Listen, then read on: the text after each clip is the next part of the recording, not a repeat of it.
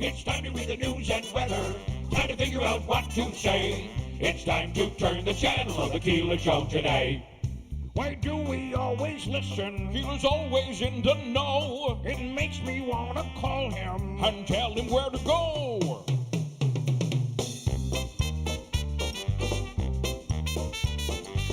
And now let's get things started.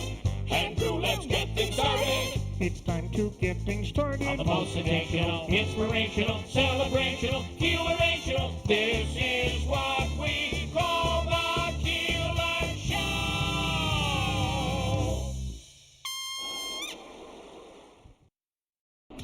WIBX. This is Keeler. WIBX 950 and 92.3 FM. Now back to the Keeler Show.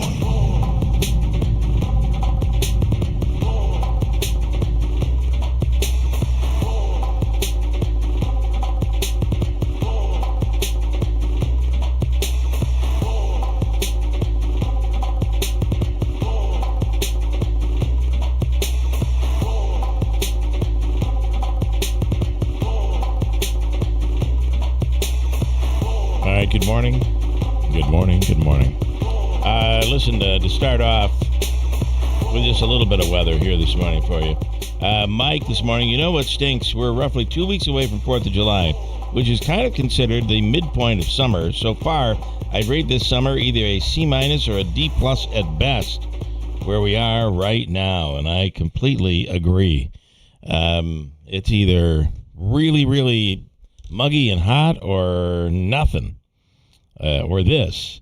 Although the weather forecast does look a little bit warmer than it did initially going into this weekend. Looks like it could be a decent weekend, maybe with a little rain. Okay. I hate to say this, but again, I think I mentioned this before, and it's, once we're past the Super Bowl, right, because I really look forward to that and enjoy football so much. Time for summer. No, it's like, you count down. You're like, all right, 2 weeks, then we're till March. Then we do America's Greatest Heart Run and Walk. Then it's March Madness. Then it's, the Masters and baseball starts. And, you're geared up for this really nice weather. And sometimes it happens in July. April. If you told sometimes it happens in May, usually. If you told me in February that it was going to be July 4th and we were going to still be like, where's the really consistent, good, nice weather? Consistent, good, nice weather. I might have moved already. Yeah. Anyway, Ray Stager coming up in a few minutes. We'll get with Ray. Another day of early voting today, tomorrow, and Friday, Saturday, and Sunday. And then the primary vote is coming up on Tuesday, 6 a.m. until 9 p.m. All right. There were two rather large village races for trustees and mayor in Ilion, and the same thing over in the village of Herkimer. And here we are right now as of 6:27, and we have no results yet. And I have searched everywhere and contacted, I can tell you right now, candidates are telling us they've heard nothing as of yet. So we'll see where we go. We're trying to get a hold of John Stevens here this morning, who was running, and actually in Ilion was the only one on the ballot for mayor. But you had others and some trustees, including Chuck Lester, Brian Lamica, who were running a write-in campaign, along with David Murray running a write-in campaign. What's up with that David Murray guy, Davey? He will email me and message me on Facebook left and right, like, how come you're not doing this? And why aren't you doing that? Why don't you let other voices get on the air? And I'm like, when do you want on? Well, I can't right now. Yeah. And then it goes on like that forever. And I say, Davey, work your magic. And even you can't work the magic. I left numerous messages for him, Bill. Yeah, I know you did. I know. A lot. Just coming through, the city of Rome is under a boil of water. That is true. That came out last night. And what does that cover in the city of Rome, Davey? It's what he said is there's a boiled water. Take a gander at it. There's a boiled water. There's a boiled water order that is, I believe, citywide. Yeah, it says drinking water should be brought to full boiling rolling bowling for 1 minute and then cool before use. And that's the entire city? Yeah, that's what it looks like. Okay. Well, there you Ray. go. Let me take, want me to do that right now? I can do it. We continue to search for those results, and we will. Okay, on the line right now is Ray Stajic from the Weather Channel. Good morning, Ray. Good morning. Hey, Bill. Good morning. So we were just having I remember it was the year we moved in, my wife and I moved into our first home right after we were married. So this goes back into the late 1990s, like 1999. And I remember that year that we were all excited because we had bought a home with a pool.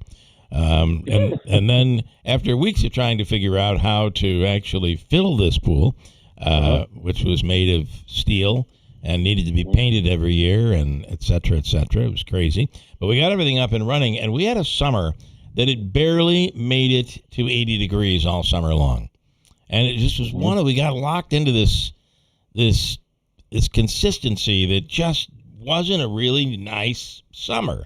And then I see a story that came from the long-range forecasters over at the Weather Channel, and they said cooler and wetter this summer for our upstate New York.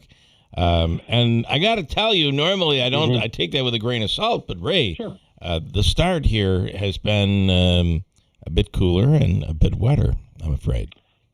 Yeah, I had some 30s in the Adirondacks earlier in the week in the morning lows, and now we've got 50s and 70s for the, let's say, foreseeable future. It looks that way, yeah. The good news is that you save on the cooling bill, right? That is true. That is true. You be bringing the positive, Bill? Yes, I try to. I might invest in a solar cover at this point for my pool. So yeah, and that's funny. I got a cousin down in Ulster County in the Hudson Valley. He was like, I haven't even put the ladder in the pool yet. Yeah. It's been just, and it's not so much, maybe if it's 75, 80 degrees, you're thinking about putting a toe in, right? And the water's not terrible. Right. But it's these cool nights if you don't have previously mentioned solar cover where you really make up for maybe any heating you get into the water. And that's the tough stuff when you're talking about low 50s at night and even 40s in the Adirondacks. You're looking at some pretty chilly temperatures. Not really that much below average. We should be upper 70s for highs and lows closer to 60 degrees. But still, it's kind of like, where's Waldo, right? Yeah. It's like, where's summer? Really, it's been in the Southwest, and it's made some appearances in the Southeast, especially the Carolinas. I know that so far in the month of June, I know Raleigh's had like several 100 to low 100 degree days. But, other than that, the Northeast, New England, even through the Great Lakes states, places like Chicago, Detroit, Indianapolis, they haven't seen a bunch of real hot weather, but there's been a lot of severe weather. And there'll be more today, and a tornado outbreak in parts of the lakes, central northern Illinois into the Indiana, with a system that may affect us tomorrow with potentially some severe weather. So see kind of all this stuff going on, and you're looking at the Weather Channel, Bill, and you're watching, you're like, oh, wow, look at all this severe weather, and it's going east because, hey, newsflash, weather systems go from west to east. They do, And it comes our direction. You can be like, oh, no, what's going to be going on? Is that going to come here? That system will, but it will be in a weakened phase. Okay. Ray, I don't want to make it sound like I'm negotiating the weather because I know you don't control it, despite what some people think. But so when you say hundreds in the Carolinas, is that typical for them? Is that typically where they're at in the summer? Or is that also considered like very hot, excessively hot for them? Well, let's take Raleigh, for example. Last weekend, 3 out of 4 days around the weekend were 100, like 102, 103. They weren't all records, so that's a little bit of perspective. It's a little unusual, but not unprecedented. Okay, so you've got some of these like hotter cities like Raleigh. It's the same thing here in the Northeast. Newark, just for some reason at the airport, always tends to be one of the hotter recording stations. Whether it's the location, whether the jet's blowing the engine on the tarmac onto the thermometer, who knows? But it hasn't been extremely hot, at least consistently. Yeah. So I guess we have kind of experienced that too, because I know there were a couple of days again when I had games. It was 86 with we had hot weather, 94% humidity, and then all of a sudden 3 days later, looking at a high of 65. Yeah, it's those stark changes I think that are. We just can't we get some 78s with a nice breeze and low humidity. Yeah. The other thing is, Bill and I often chuckle about, and we're just teasing you with this, but when you're doing your forecast and there's so many possibilities of whether a storm develops or not, we always laugh when you say maybe a passing tornado, otherwise partly cloudy skies. Well, let me put it to you this way. When there's a more significant risk for severe weather, you'll know. Sure. And it'll be in the language. So, no, I get it. It's like I don't like to hype like where it's a very low chance of getting severe weather. Tomorrow's a great case. The Storm Prediction Center's got the outline for where the slight risk is going to be coming right into most of Oneida County and points east, so eastern Mohawk Valley and down the Hudson Valley. So it's not a great risk for severe storms, but it could mean some strong winds, 60 plus, and maybe some hail, and possibly a passing tornado. So that just means that's kind of tertiary, and you don't want to kind of oversell it. I know. You don't want to scare everybody. I appreciate that. That's what you don't want. Just teasing you. What you don't want is for somebody to break in the middle of Wheel of Fortune and be like, "There's a tornado. We've got a tornado. Warning! Watch." That roar that you're hearing is not the trains at the station. Yes. Mike this morning says, "Ray, you should change your name from 3-Day Ray to More Bad News Ray." That's too many syllables, right? It doesn't sound so. Yeah, I'm afraid. Well, listen, it is what it is, and in 3 days, 4 days, it all begins to go the other way. Days begin to get shorter after the first day of summer. Solstice. Yeah, that's right. Winter's almost here. I can't wait. Has it ended yet? I do want to say one thing. It's Father's Day weekend. Yes. Well, two things. Tomorrow, maybe some severe weather. We'll have some storms today, isolated though. But the weekend should be beautiful. You want mid-70s for highs and low to mid-50s for lows. That's what's going to be very low chances, if any, rain around. Yeah, that would be nice. Love it. That would be very nice.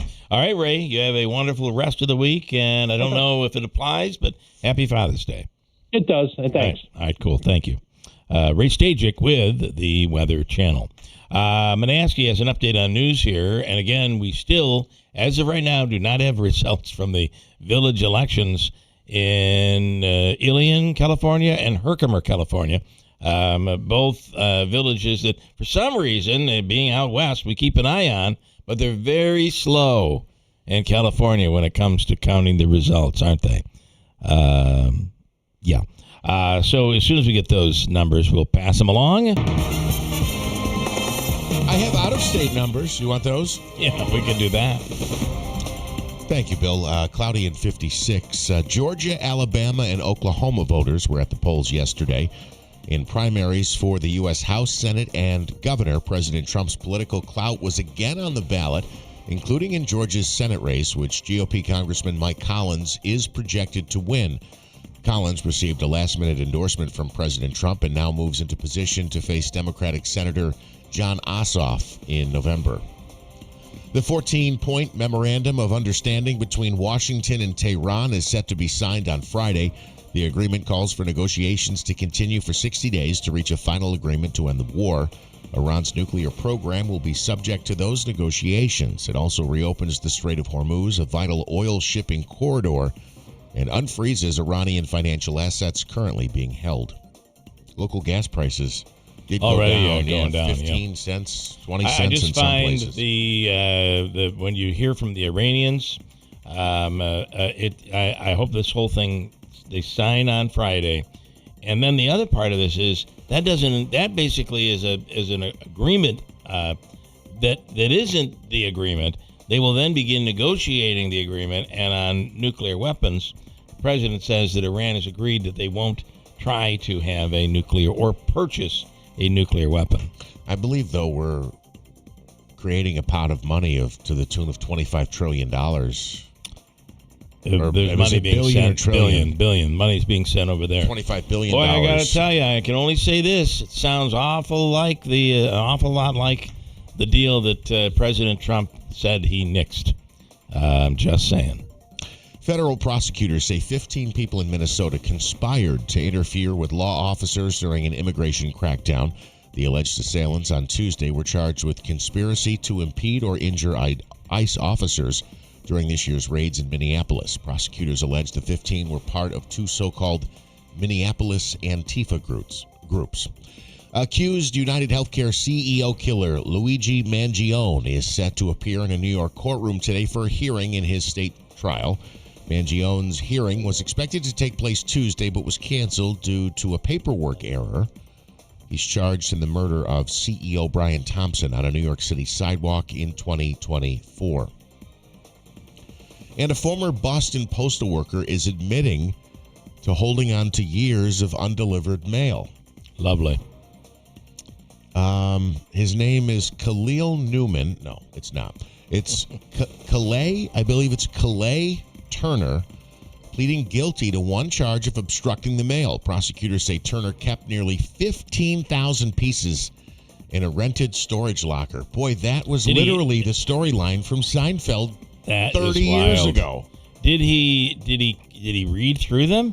No, I think he just didn't want to deliver. Newman, didn't want to deliver Done today. Done for the day. That's unbelievable. Wow. Here's your Weather Center forecast. All right, going to lock in here for some unsettled weather. Today, kind of the precursor with showers and thunderstorms around. Some isolated ones this morning and a few around this afternoon. So heads up as you're traveling out and about. Could get a little tough out there. About 80. If you get rain, it'll cool off. Tonight, a few showers, maybe a thunderstorm, 60. Tomorrow, there could be some stronger storms in the area. Scattered showers around and thunderstorms with a stronger front coming in, 82. Be quite breezy even outside of storms. And then by Friday, a chance of a shower thunderstorm, high 75. From the Weather Channel, I'm meteorologist Ray Stajik, WIBX 950 AM and 92.3 FM. Cloudy and 56, but more importantly, I'm thinking about the story here. The way it's described, see, words matter. Rented storage locker. That makes me think of like in a gym locker room. It's a tall, narrow metal unit where you put in a that jersey. Much mail in there, though. Right. When it says a rented storage locker, it makes me think it's like one of those storage bins. Well, a bin, like a unit, you could put couches in. Remember a treadmill, putting stuff in our bin. Yes. Storage lockers. Well, and rented would indicate that he didn't want to do his job, but he's willing to pay to not do the job. Beth, you're absolutely right. That's actually, you think about it, that's got to be close to, $250, $300 a month, somewhere in that range, depending on where you are. So he's willing to drop $3,000 to $4,000 a year. Yeah, so he doesn't to avoid doing his job. That's funny. I mean, that's terrible. Sorry. For years. Held on to it for years. You were right the first time. Yeah. Little odd. Coming up, Jonathan Savage with Fox News. We'll get the latest on President Trump and the deal that is expected to be signed on Friday officially. Joel Barkin is on today from the Oneida Indian Nation, and we'll talk about the opening of Salt. That's the seafood restaurant that's opening up, and the new hotel Crescent. All opening up at the end of the month. We'll get the details there. WIBX free money question of the day today. Congressman John Mannion is on, Democratic candidate in the 22nd, of course, running for re-election. And his opponent, Kaylee Bueller, isn't it? Bueller? I think it's Buller. It is Buller? Davey? Come to me, man. Come to me. Come to the light, Davey. Come to the light. Kaylee Bueller. Bueller. That's what I thought. You have As in Bueller's Day Off? I feel like I would have remembered that. You have it listed as Buller. Yes. Is it Bueller? No, it's Bowler. Bowler. Okay. I swear to God. Okay. I gandered, Davey. And I saw Buller. So it's Buller. Buller. Also, author Chick Scaparo is in this morning. And he's written a new book. He's going to share that with us here this morning. Ryan Nobles from NBC as well. We have a packed program. Lots to get to. And yes, comments. John Wick is now putting a timestamp on every message that he sends with no reaction. I said this at 6:28. I said this at 6:37. Jawick, I already referenced something that you said, and that was June 21st. I just didn't give you credit for it. I referenced the fact that in just 4 days or so, 4 days, we'll be dealing with the summer solstice, which means that is the official start of summer. And then he says Ray's name should be Sun Rays. I don't know. Maybe it should be Sun Rays blocked by the clouds, the way it's been. Hold tight. Real quick, we do have a comment here from Marion Rome, and I want to share this. She says, where is that boil water order? Please repeat. This is effective through the city of Rome. I think it's citywide, right? It is citywide. Okay. It was noticed yesterday that there was loss of residual chlorine in the city of Rome water filtration facility. Repairs were immediately made. The system was up and fully functional by 4:45. There is a boil water advisory. They encourage you to bring water you're going to consume, drinking water, to a full rolling boil for 1 minute. Then, of course, let it cool down before you consume it. This is the part I wanted to mention, though. Public Works operators are taking water samples throughout the city to continually monitor the situation. The random location testing will assist in finding any contaminated drinking water that needs to be flushed out of the system. So this is not a neighborhood in Rome. This is for the city of Rome. Excuse me. I just tried some of the water. You definitely shouldn't drink it. Oh, my. And then Mike says this morning on the Iranian deal, I think the Iranian deal is a great one. It's great for defense companies that are now going to have contracts to replace the billions of dollars of weapons we used. It's also a great deal for the Iranian hardliners who now have taken absolute power over the country. It's a great deal for the leaders of Iran to firmly decide they need a nuclear weapon because it's the only way to protect their regime. So, I hate to say this, but one of the things that President Trump would criticize about the Obama deal was we believe when they say they're not making a weapon, they're not trying to make a nuclear weapon, we believe them. Well, now we believe them. I guess we're going to believe them now. And there's money that there are contracts that go into play, investments that are going to go into play here as well. And yes, Iran does get some money. We'll find out the complete deal coming up when it is supposed to be signed physically. An electronic signature, we're told, has been signed up to this point. Let's get the facts here with Fox News Radio's Jonathan Savage. What do we know on this deal? The president is in France for the G7 right now. Yeah, that's right. He is no doubt being asked about the deal by the leaders of the G7, who themselves will not have seen the specific document that has been agreed to. It's clear that a few points are in this. Iran agreeing not to obtain a nuclear weapon, as you were just discussing there. Iran agreeing to enter negotiations on its nuclear program and to continue the ceasefire framework. The U.S. will help to reopen the Strait of Hormuz and continue talks towards a permanent settlement. Beyond that, there are some leaks coming out. AP says that it has seen documents which broadly match the one that has been signed, and a lot of this is a little bit eye-raising. This document lays out that the U.S. would secure at least $300 billion to rebuild Iran after the war. Now, according to Reuters, the Iranians were asking for $400 billion in compensation, but the United States said that Washington would not provide that. This $300 billion that has been agreed to reportedly will not come from the U.S. taxpayer, but will instead be private investment from companies and investment firms in the Middle East and to be spent on Iranian infrastructure. The document also says that the U.S. will work towards fully lifting all American and UN sanctions on Iran, providing that Iran sticks to the ultimate agreement. But many will point to this as going farther than the 2015 nuclear deal, which, of course, President Trump said was the worst deal ever. Yeah. Okay. Very, very, very interesting. And the schedule is that J.D. Vance will be there to physically sign on Friday.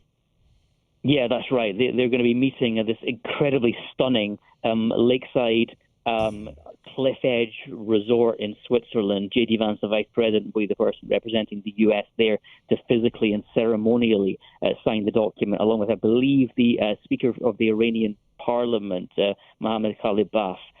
So there will likely be an opportunity, you would hope, to see the document in full. and get some of these rumors ironed out. Okay. Very interesting, Jonathan. We appreciate the update. Thanks so much. Thank you. Jonathan Savage with Fox News Radio. We'll talk about all of it coming up. Hold tight. 649 at WIBX. Constantino won the debate, and the moment everyone's talking about proved it. Trump-endorsed businessman Anthony Constantino delivered a commanding performance against career politician Robert Smullen. Constantino talked about creating American jobs, building a company with over 1,000 employees, and standing up to Democrat boycotts and political attacks, all while self-funding his campaign to serve the people of New York's 21st District. Smullen appeared angry, defensive, and unprepared, but the most talked about moment came at the end. After praising Smullen's military service in his closing remarks, Constantino walked over to shake his hand. Smullen refused, turning his back in front of the entire audience. Constantino later said, "If he can't shake my hand, how can he work with people in Washington?" The contrast couldn't be clearer. On June 23rd, vote for Anthony Constantino. He's Trump-endorsed, the job creator, outsider, and fighter. He's nobody's man but yours. Early voting starts June 13th. I'm Anthony Constantino, and I approve this message. Paid for by Constantino for Congress.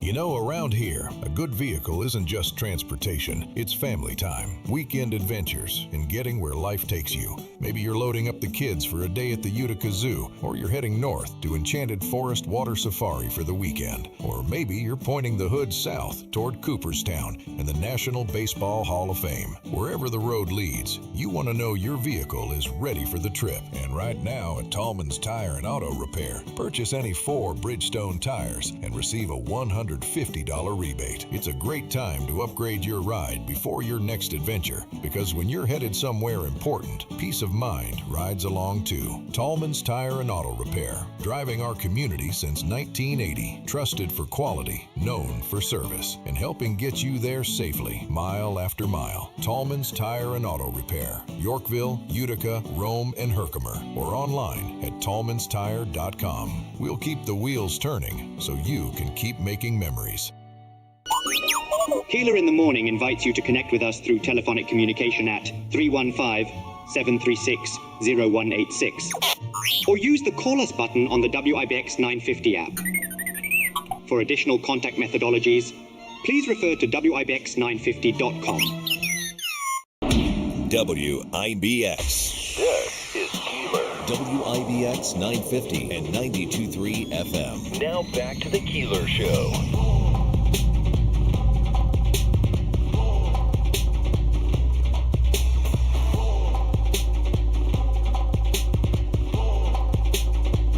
I had another situation where I was at a place, and I won't say where without getting because actually but Beth and I are going to try to guess. The waiter came back and apologized, and it didn't turn into a big deal, but maybe with somebody else it may have, or maybe if it was a different time with me it might have. So we all have. I want to say we all. Many of us have a drink of choice, right? Your favorite thing to go to. And for me, when out, it would be a Grey Goose on the rocks.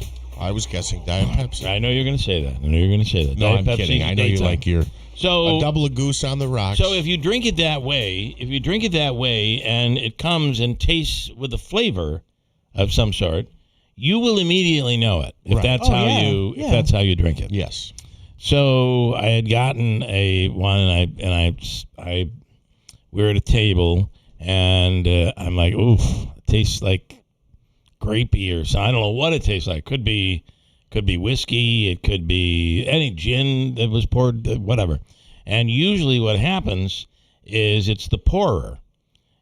And so some residual flavor or syrup or something whatever. So the pourer wasn't cleaned. Okay. And you can't mix your pourers. If you mix them, especially something like vodka, which is basically pure taste of nothing, but you can taste it. And if there's something in there, you can taste it. And I don't have any fruit or anything with it. It's just ice. Or maybe the ice is tainted of some sort. Okay. That's also possible.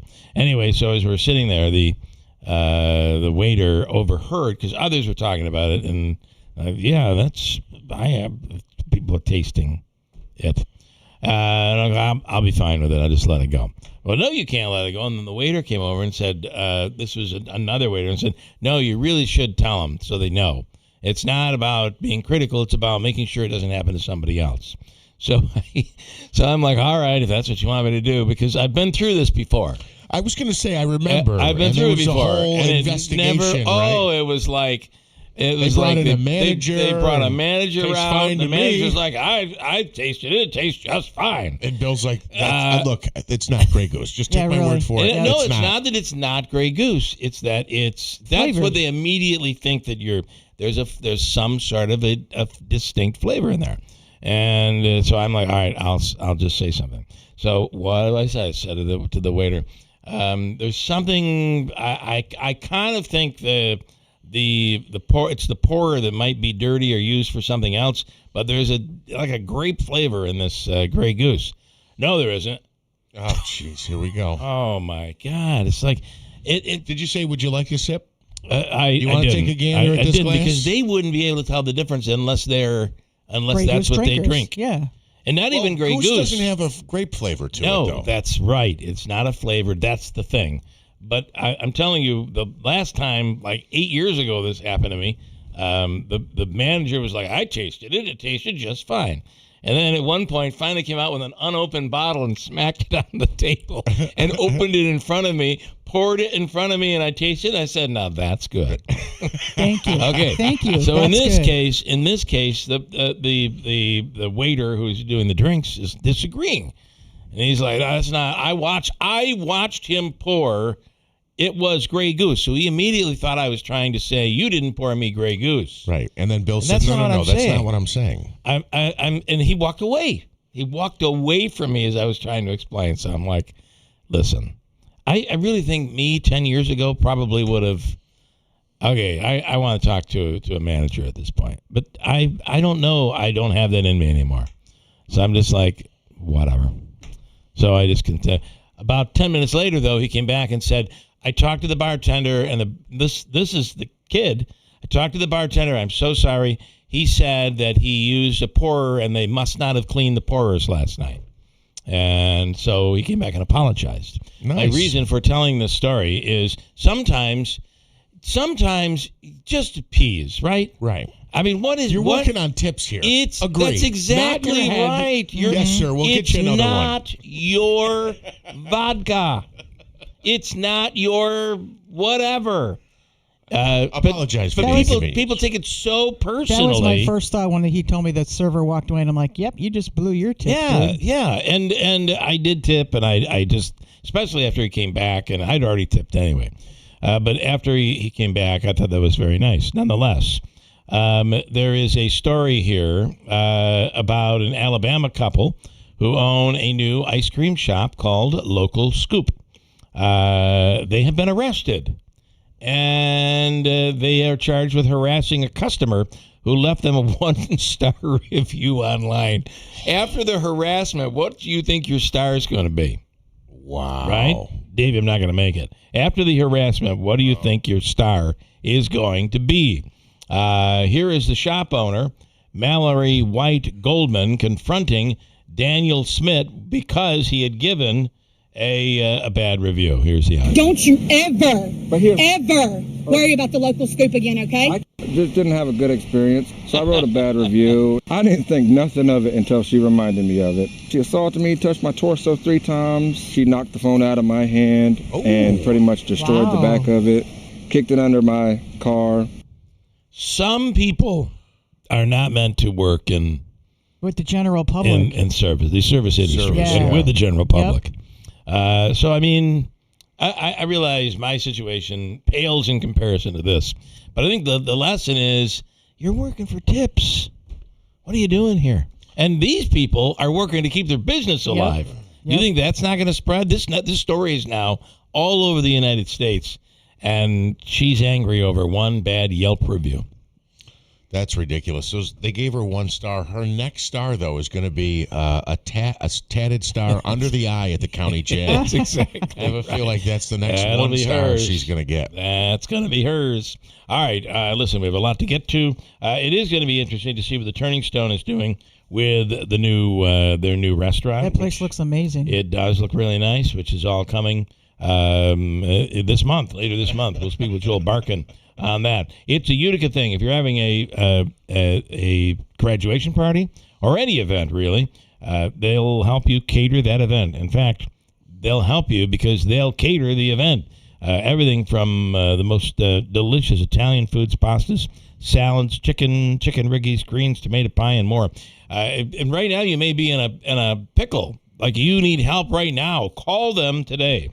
It's a Utica thing can handle your graduation party at 315-738-8946. The full menu is available on their website at itsauTicathing.com. Can I strongly recommend a tray of greens? The greens are so good. You got to get the greens. Yeah. Break now. We have news next to WIBX. WIBX Utica Road, W295 Utica. From the WB Paint Insurance Studios, your news talk leader since 1925. WIBX 950 and 92.3 FM. Now the latest from Fox News.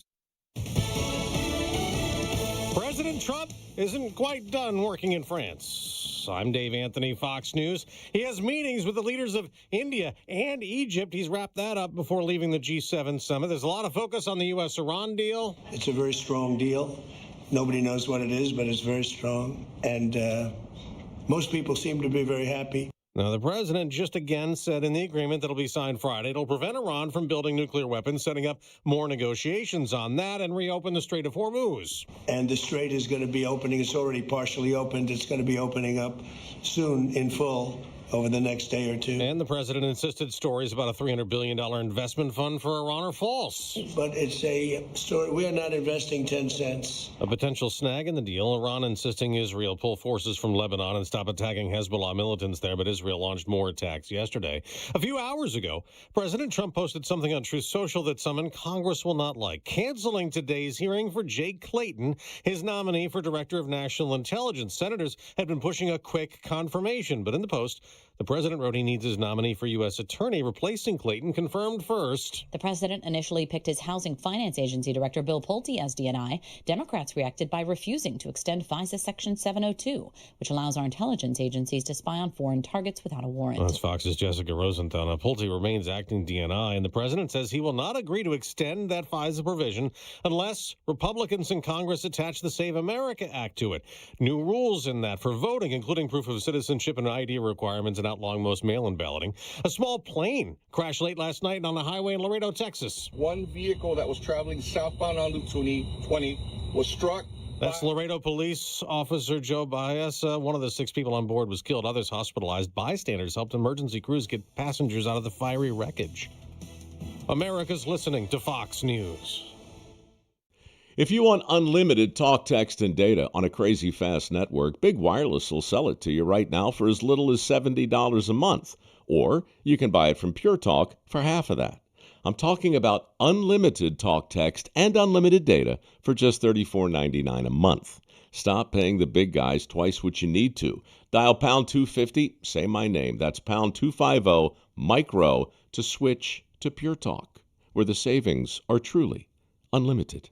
Wesley Financial Group is not a law firm, and Chuck McDowell definitely not an attorney. This is Chuck. If someone talked you into buying something really silly and you want to get out of that silly little thing, my advice, get the facts. Call me and I'll send you our timeshare exit kit absolutely free. Inside, you'll learn how timeshare works and all your options for cancellation. Call Wesley now for your free timeshare exit information kit. 800-809-7171. That's 800-809-7171. The U.S.-Iran conflict is not the only one being discussed at that summit in France. G7 leaders have put out a statement that they stand united supporting Ukraine, preparing tougher sanctions on Russia. A prominent critic of Russian leader Vladimir Putin has been murdered in Poland. Russian artist Robert Kuzakov worked under the pseudonym Semyon Skripetsky. He was known in Eastern Europe for caricatures of politicians, including the presidents of Russia and Belarus. On Sunday, he posted a video on YouTube showing him in Berlin putting a Russian flag in a trash can. The 44-year-old was shot 5 times in the head, chest and back. His body found in a parking lot near a Belarusian consulate. 2 citizens of Belarus have been arrested. Jonathan Savage, Fox News. Federal Reserve policymakers meet again this morning, wrapping up a 2-day assessment of the economy, and then we'll hear from new Fed Chair Kevin Warsh. President Trump appointed him to replace Jerome Powell after being very critical of Powell for not cutting interest rates enough. But today there is no rate cut expected in Warsh's first Fed meeting. On Wall Street stock futures, they're rising the day after the Dow hit a record high. A living soccer legend has kicked off the World Cup for Argentina, scoring all their goals in a win over Algeria. Lionel Messi.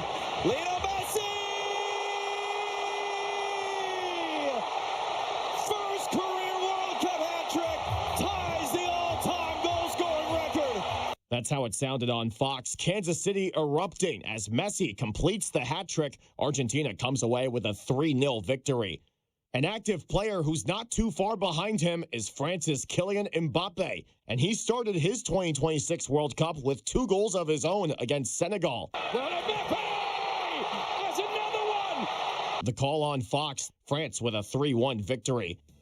That's Fox's Tony Genualdo. 2 other matches. Norway beat Iraq 4-1. Austria topped Jordan 3-1. I'm Dave Anthony, Fox News.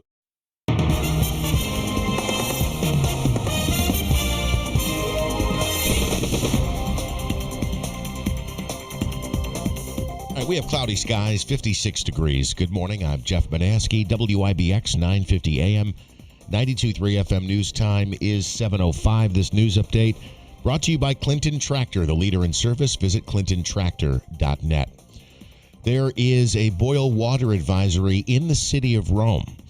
This is citywide. Repairs were made immediately after it was noticed there was a loss of residual chlorine in the city's water filtration facility.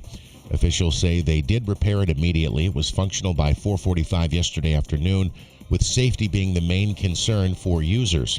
There is a boil water advisory in place until further notice. Drinking water should be brought to a full rolling boil for 1 minute and then cooled, obviously, before use. Officials say they are doing random location testing to assist in locating any contaminated drinking water that needs to be flushed out of the system. Again, the advisory in place until further notice. The New York State Department of Health recommends a full rolling boil for 1 minute if you are using that water for drinking or for cooking. Some good economic news. Danfoss Power is bringing up to 300 jobs to the Mohawk Valley as they are establishing new operations at the Marcy Nano Center. They're going to move into Quad C, the Computer Chip Commercialization Center. They'll start phased operations in early August, with hiring beginning immediately for roles in manufacturing, engineering, and operations. Now, Danfoss previously wound down operations last year, but is returning to the region due to economic growth, skilled workforce, and the expansion of advanced manufacturing in New York State, according to their announcement from NY Creates. A travel advisory in the city of Utica. Work is underway this morning on Genesee Street near Barton Ave. It will be down to 1 lane in both directions due to sewer work that is being completed. It is anticipated that work will be completed by 7 o'clock tonight. Turning Stone Resort Casino announcing the opening dates for their brand new restaurant and hotel. Grand opening celebration scheduled at the Crescent Hotel on July 17th and at Salt Restaurant on July 22nd. The hotel will begin hosting guests as early as June 29th. The $400 million project known as Turning Stone Evolution started back in 2023. The expansion also includes a new parking garage that will double current parking capacity. And in the city of Rome, a new school district budget vote was held yesterday, and it passed narrowly by less than 50 votes. 1,104 yes votes, 1,065 no votes. The initial budget proposal was $166 million with a near 3% tax levy increase. That fell by 24 votes last month. The newly adopted budget is over $165 million with a 2.5% tax levy increase. West Canada Valley had its budget approved as well. 460 yes votes to 221 no votes. The original proposed spending plan was nearly $22 million with a 15% tax hike. The new budget is $21 million with a 9% tax increase. WIBX 950 AM, 92.3 FM News Time. Coming up on 7:09, here's your Weather Center forecast. I'm going to lock in here for some unsettled weather. Today, kind of the precursor with showers and thunderstorms around. Some isolated ones this morning and a few around this afternoon. So heads up as you're traveling out and about. Could get a little tough out there. About 80. If you get rain, it'll cool off. Tonight, a few showers, maybe a thunderstorm, 60. Tomorrow, there could be some stronger storms in the area. Scattered showers around and thunderstorms with a stronger front coming in, 82. Be quite breezy even outside of storms. And then by Friday, a chance of a shower thunderstorm, high 75. From the Weather Channel, I'm meteorologist Ray Stajic, WIBX 950 AM and 92.3 FM. Right now, cloudy, 56 at 7:09.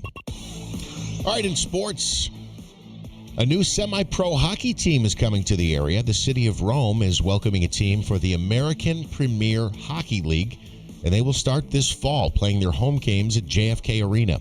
It'll be owned by Milliken Sports Group, led by hockey executive Jimmy Milliken. Officials say the APHL is a developmental league for players working toward opportunities at higher-level professional leagues. The team will consist of former professional players, college graduates, and high-level junior hockey alumni. Baseball action last night. The Yankees crushed the White Sox 12-2 in the opener of a three-game series. Spencer Jones, Ben Rice, and Paul Goldschmidt, along with Jose Caballero, all homering in the win. The Yankees have won 3 straight. They continue their 3-game set tonight. The Mets lose to the Reds, a final of 5-3. Kodai Senga takes the loss. The Mets have dropped back-to-back games, and they look to salvage the series finale coming up later today. The Knicks made history, viewing history, an average of 24.5 million viewers on ABC and ESPN.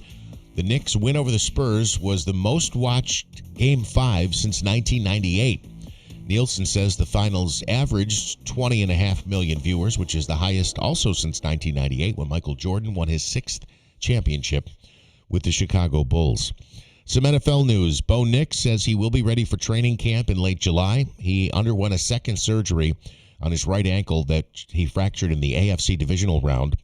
He says that second surgery was for bone spurs.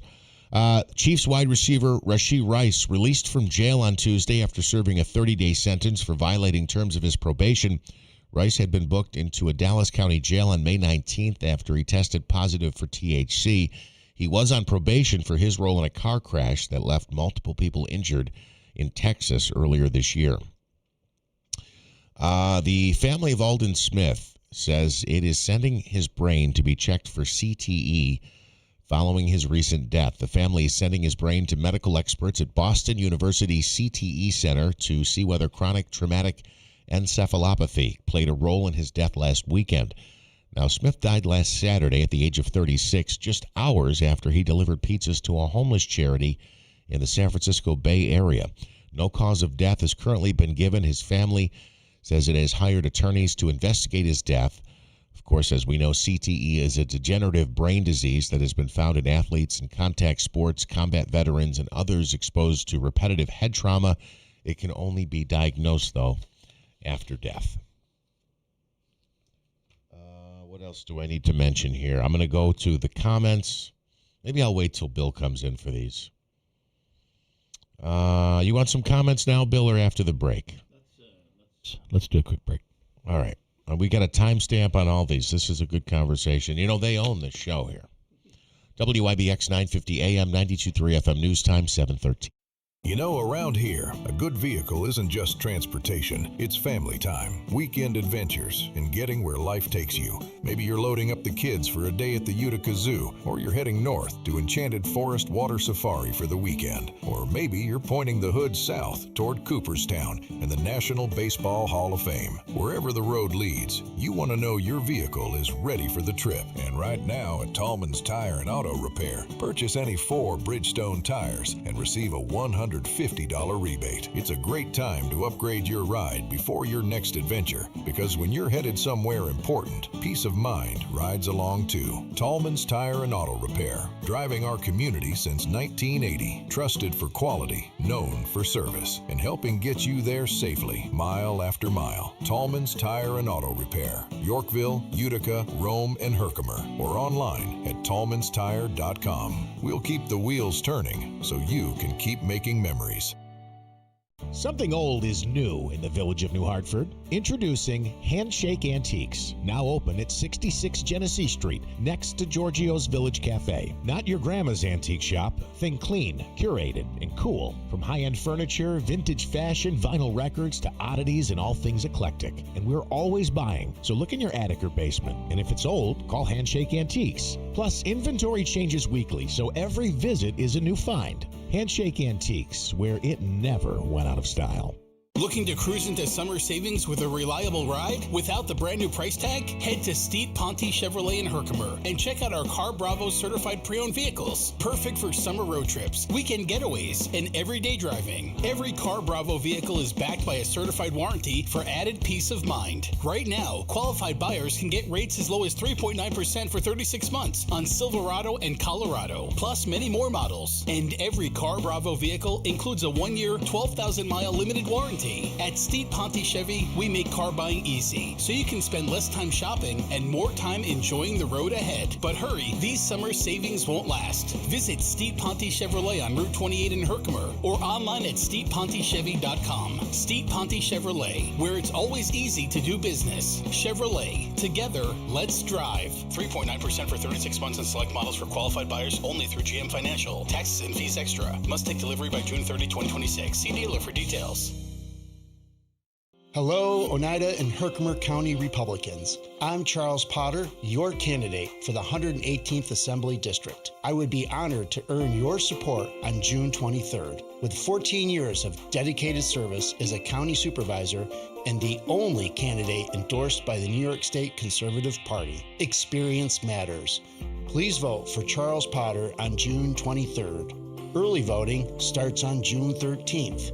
Paid for by Friends of Charles Potter. The 4th of July sale is on at upstate New York's largest specialty bedding retailer, Mattress Express. Save up to $1,350 on our huge selection of brands. And remember, we beat any locally advertised price on a brand we carry. Hurry. Hurt in a car, call William Mattar, 315-444-4444. Registration is officially open for the 2026 Boilermaker Road Race. Get ready for the 49th annual running of this iconic event, Sunday, July 12th. Whether you're chasing a personal best or just soaking up the incredible energy, this is a race day event you don't want to miss. Secure your spot now and be a part of one of the most celebrated road races in the country. Sign up today and get your training underway. Be sure to listen to live coverage of the Boilermaker Road Race Sunday morning, July 12th, beginning at 7 on WIBX 950 and 92.3 FM. Celebrating 100 years. This is Keeler. WIBX 950 and 92.3 FM. Now back to the Keeler Show.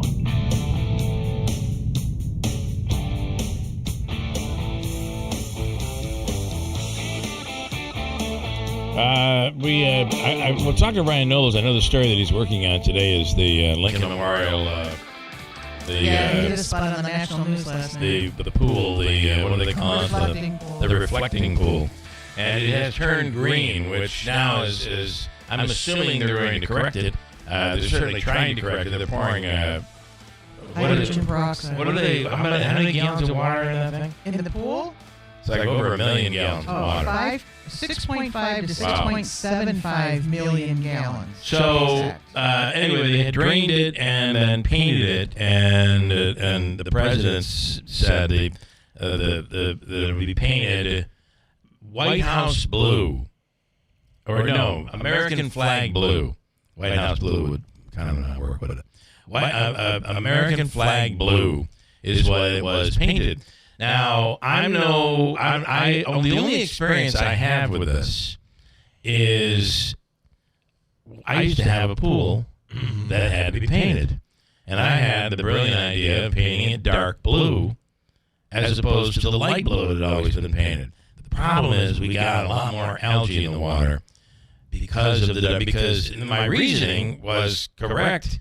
Is that because a darker color will attract sun, and will absorb the warmth, whereas lighter colors. That's why you'll on a hot day. Your mother always said, "Don't wear dark blue." What are you thinking? It's wear something light because it's hot out.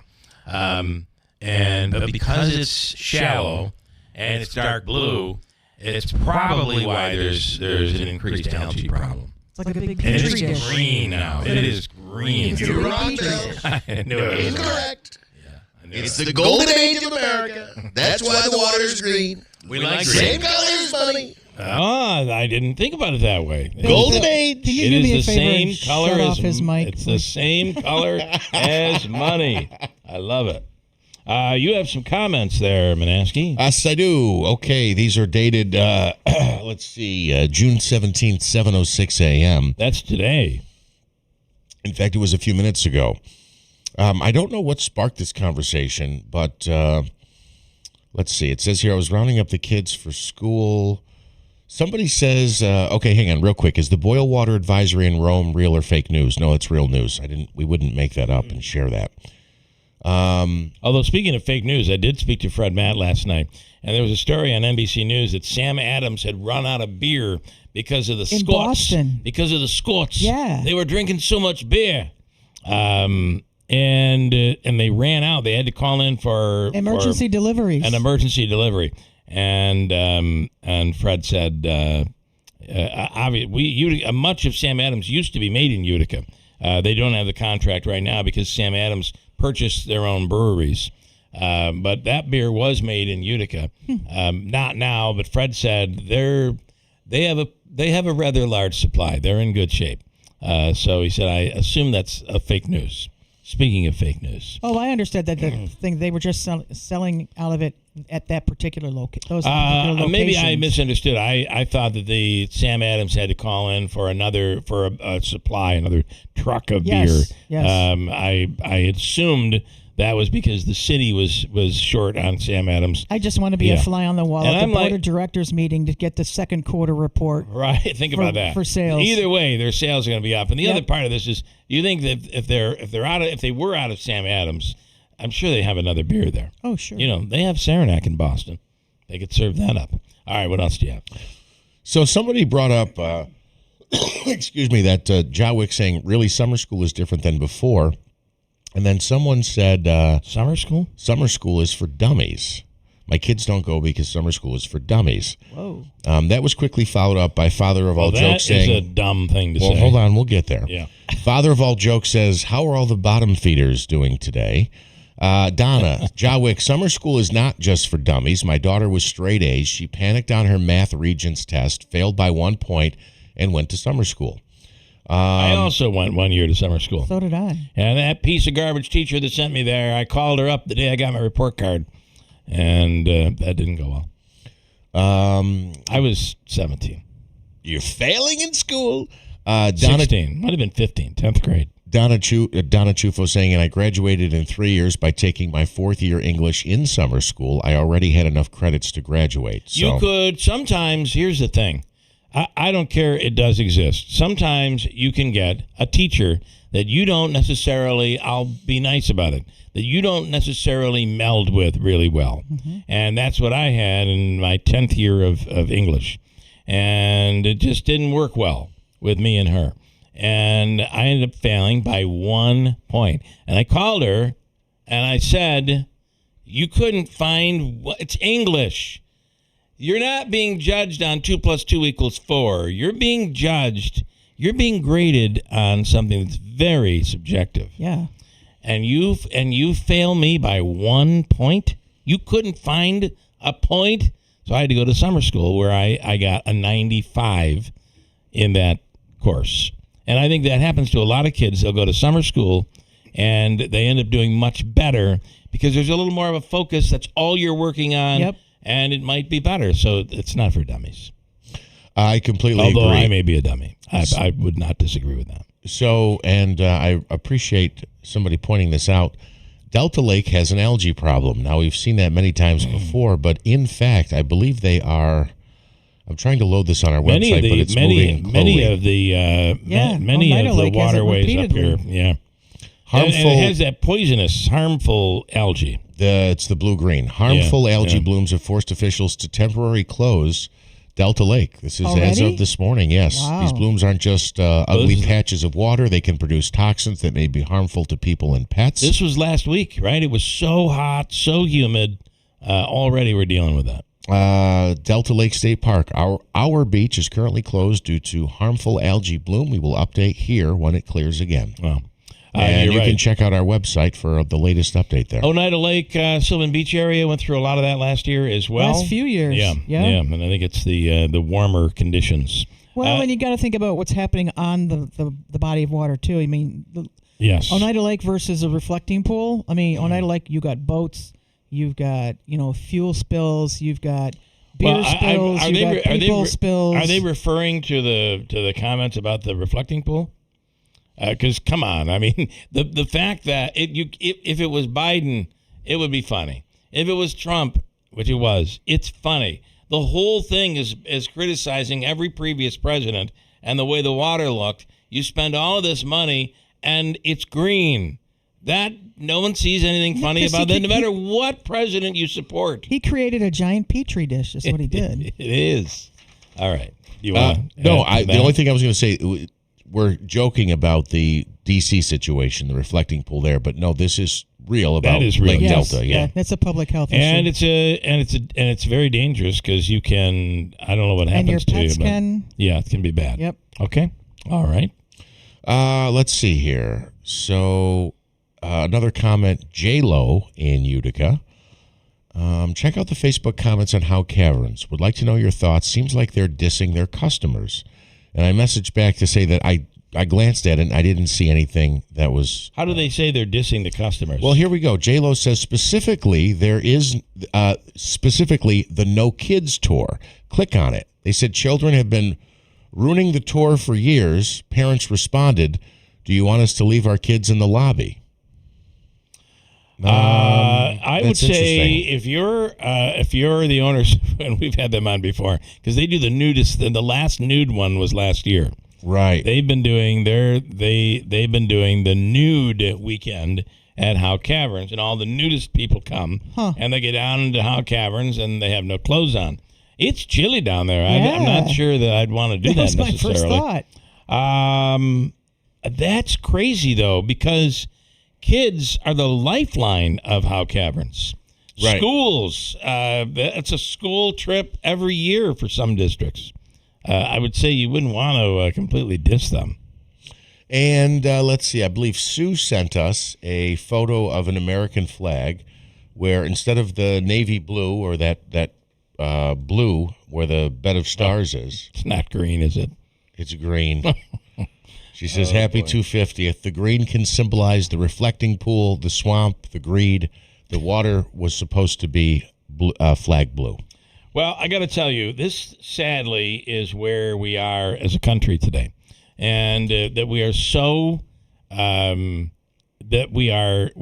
divided and so angry that there's no tolerance whatsoever. Mm-hmm. And I do think that all of this really started after Nixon. Like my mother will talk about this and say, you never talked negatively about a president. It just wasn't something that people did. You were brought up to be respectful of the office. Position, yeah. And I don't know that we respect the office anymore. And that did start with Nixon, where our distrust from government, and it really the 1960s, from Vietnam to Nixon and all of what went down there. And then, here we are today where Biden could do something good and the other side would be trashing on it. Trump could do something good and the other side would be trashing on it. I'm not saying this cleaning and fixing the reflection pool is a good deed. That is a good thing to invest in, especially during the year of our 250th anniversary celebration. However, the fact that it was supposed to be so much better than ever before, you can't see the joke in that it's green. I mean, it's freaking funny. It's kind of funny. Let's see here. Nick saying live here, 24-hour news networks are the problem. Look, I think free speech has a lot to do with it, right? Because we want part people... of the problem is that we go into our own corners. So you have the 24-hour news cycle, and it's constant commentary and opinion and opinion and opinion. And those who agree with one side go there and only go there, and those that agree with the other side stick to theirs, and you're not getting a mix of information. Either side is not getting a mix of information. I think that's the real problem, combined with the 24-hour news cycle. Yeah, I agree. And, well, the other thing is, though, with the 24-hour, not necessarily the news cycle, but the 24-hour, Nick's comment was the 24-hour news network. And why I understand what his point is because it's like this show, you know. Now, I don't mean to use this show, and it's not a negative, but I'm just trying to pull an analogy out of the air. But it's like some days I feel like we could go till 2 o'clock in the afternoon, yeah, right? And then other days it's like, ooh, we're a little light on guests. You mean it's only 7:30? Right. Yeah. You know what I mean? So it's the point being they've always have to have content. So if you're a left-leaning network, it's going to be more negative content. And if we don't have anything negative to say, we'll find something negative to say. And if it's Fox News, for example, we don't have anything to glaze the president about today. Well, we'll find a reason why he's the greatest president of all time. You want to come up with that red meat, something. Then you want to take something that might be a possibility and turn it into a probability. Whether it be some far left proposal or some far right proposal, because those do exist. I was speaking with Senator Griffo yesterday, and he talked about some of the crazy bills that have come out this year especially out of the South, the southern part of New York State, New York City is what I'm saying, not the South, but the southern district that really are nuts. We look at it like, who would even propose that? And is it ever going to happen? You hope the rest of the legislature is going to vote no on that. Does rating? I know. Excuse me. I know TV shows worry about Nielsen ratings. Is there something similar to that with radio? Yes, it's called Nielsen. It is Nielsen. Nielsen okay. Purchased Arbitron. Okay. And Nielsen sometimes I think it's just the sensationalism of what people can say. Yeah, I do think the more sensationalized it is, maybe the more listeners you get. I mean, yeah. you could be the best reporter in the world, but if you don't have the listeners, then that's true. That is absolutely true. You might try to become chairman of a political party. I mean, right? I mean, what are you going to do? Wow. Can we just touch on before we get to the update? We could put a bow on bring this. You into that. Put a pin in that. Listen, this is great economic news, I think, for the area. And I just want to rehash this for anybody who maybe missed the update this morning. Danfoss story? Yeah. That's really good. Obviously, how many jobs? It's never enough, is it? But these are... Well, they are, from what I understand, they're at about 500 right now. From Danfoss? What I understand. Yeah, I think so. I thought they wrapped up operations at the end of last year. No? I don't know. Or they were winding down confused. Anyway. Danfoss Power Solutions plans to operate at Quad C on the campus of SUNY Poly. Approximately 275 to 300 jobs associated with... So they're bringing back an operation. Yes. Interesting. 300 by the end of 2027, but they are doing some hiring for this fall. A job mix, near-term warehouse-related jobs, long-term engineering, R&D, production, assembly, and testing. Work described as hands-on and people-intensive, especially on the manufacturing and testing side. This news coming from NY Creates. Look, I think it's certainly good news because I believe, and correct me if I'm wrong, there was some fear, at least for a while, that the next news about SUNY Poly would be operations are ceasing or some company was leaving. I've been hearing there are rumors that they were close to a deal. Maybe this is that deal. Yeah, so it's a good thing, and hopefully we hope to have more. By the way, I had the chance. I know you're trying to move on. What is it called in Clay where they want to build the Micron? Micron. I had a chance to drive by that facility, which is vast. It's going to be huge. I was going to say vast. Yeah, it's like 3 huge. football fields. I think it's even bigger than that. I mean, I was driving. I'm like, this is still the site. It's huge, and I think there's going to be a lot of attached jobs, downhill jobs, if you will, feeder jobs. Thank you, associated with that, and allegedly many of those could emerge here in the Mohawk Valley as well. I would tell you that if you're driving along, there are little things that will happen. If you're driving through Jordanville, all of a sudden you come upon the Russian Orthodox monastery. You're like, holy crap, what is this? Because it's this beautiful giant structure and colorful.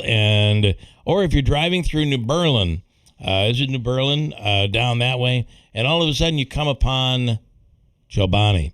It's like, what is, and it's gigantic. Yeah. And what they're going to build in Rome is going to be even larger than that.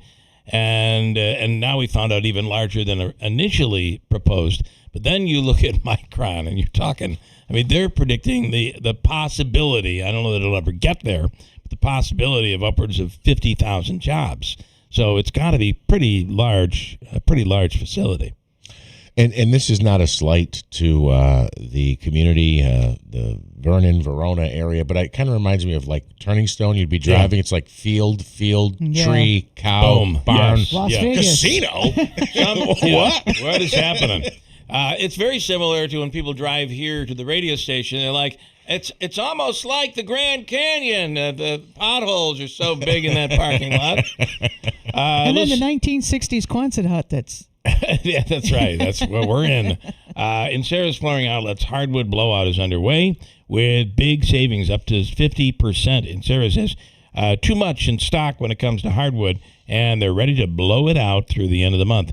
And what hardwoods can do for your home, I mean, it can be just beautiful and add a ton of value to your house. Get 50. What's the first thing somebody does when they walk in and they're looking at a home and there's carpet on the floor? You go to the corner and you pull up the corner to see, are there hardwoods under here? And it's always a nice surprise if there are. It just adds value. Sellability. 50% off Premier Hallmark Alta Vista Oak Hardwood. Just $3.75 a square foot.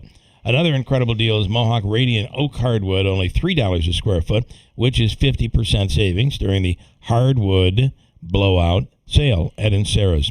The largest inventory you're going to find, and it just keeps getting larger. The incomparable beauty of white oak hardwood at 50% off, only $2.75 a square foot. It's the hardwood blowout now at Sarah's Flooring Outlet, now through the end of the month, with savings up to 50%. Another reason why more people buy from the big store in Sarah's Flooring Outlet, Route 49 Plaza, River Road, Marcy, or in sarahsflooringoutlet.com. Coming right up, we'll do Habakkuk's free money question of the day in a second. First, I'm going to get to Congressman John Mannion. Quick break first, and then he's next to WIBX. And a lot of people, when they come in, they'll say, I'm usually much more active, but since I've been in pain, I've had to limit the activities I'm doing. You're listening to Janelle, an arch support specialist at the Good Feet store. The next step is getting them in the right arch supports. After walking around with the arch supports, they'll feel much freer and lighter. Our goal is to have that long-term change for them to make sure that they're continuing to notice a difference in their life. Try them for yourself at the Good Feet store. We're located in New Hartford on Commercial Drive across from Hobby Lobby. You wouldn't drive a car without suspension, so why mow without it? Ferris Commercial Mowers set the bar as the first and only manufacturer to integrate suspension into their mowers, allowing you to go faster, cut better, and not get beat up. Whether you're a professional cutter or a homeowner that wants to mow like a pro, Ferris is there with the commercial-grade mowers to keep you going strong. Visit the Caledonia family today at Clinton Tractor to set up a test drive and feel the Ferris difference. We are the leader in service, Clinton Tractor. Contractors and landscapers, be able to take on more jobs and get your current projects done with Warner Sales and Service. Whether it's the tough lifting and digging or the more precise work with attachments, Warner Sales and Service has the Bobcat rental to make sure your projects get done. Tough work demands tough equipment, so stop in today at Warner Sales and Service, just off Route 365 between Rome and Verona, and at WarnerSS.com. Where quality still counts at Warner's. Meet Anthony Constantino, running to represent us in Congress. First off, you. I see through your game. Wannabe rapper, wannabe Republican. But he can't rap his way out of reality. He's a lifelong Democrat who helped fund Trump's impeachment. After the George Floyd riots, he called our cops racist. and sold Kill the Police stickers. He claims he's America first, but he shipped jobs overseas, even replaced workers with robots. Anthony Constantino, worse than a wannabe. He's a fraud. And I know just how this ends. The real conservative in the race? Robert Smullen, a Marine colonel. He fought for our country. Smullen was appointed by President Trump and will fight for the America First agenda. He's the Republican conservative and law enforcement endorsed candidate. On June 23rd, vote Robert Smullen for Congress. Proven patriot, ready to serve. I'm Robert Smullen, candidate for Congress, and I approve this message. Paid for by Robert Smullen for Congress. Did you know your most treasured rugs can look new again? At ABC ChemDry, we specialize in premium area rug cleaning. From treasured family heirlooms to fine rugs from around the world, our trained specialists use a careful 5-step process inspecting, dusting, cleaning, drying, grooming, and protecting, so your rug always gets the expert care it deserves. Don't wait. Call ABC ChemDry today at 315-738-1111 to schedule a drop-off or pickup. Celebrating 100 years.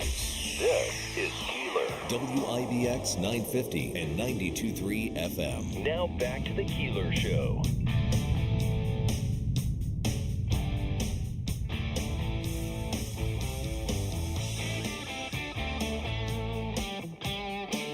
Well, good morning. It's the 17th of June, and we're going to hit about 75, 76 degrees today. Cooler nights. I guess it's not all terrible. Although Monday morning, when we left here with the sun shining, it felt like we had entered fall already. It was fall. Yeah. And we've had a few nights like that. On the line right now is, and fall will mean general election. And the Congressman Mannion in the 22nd Congressional District does have a race. His opponent, Kaylee Buller, is on next hour. But this morning, here now, is Congressman John Mannion. Good morning. Good morning, Keeler. Thanks for having me on again. So let's get right into a few things. It looks like there's a deal in place. Your take on the Iran deal? Well, first of all, I want to thank our brave men and women in the military who keep us safe every single day and put their lives on the line for us.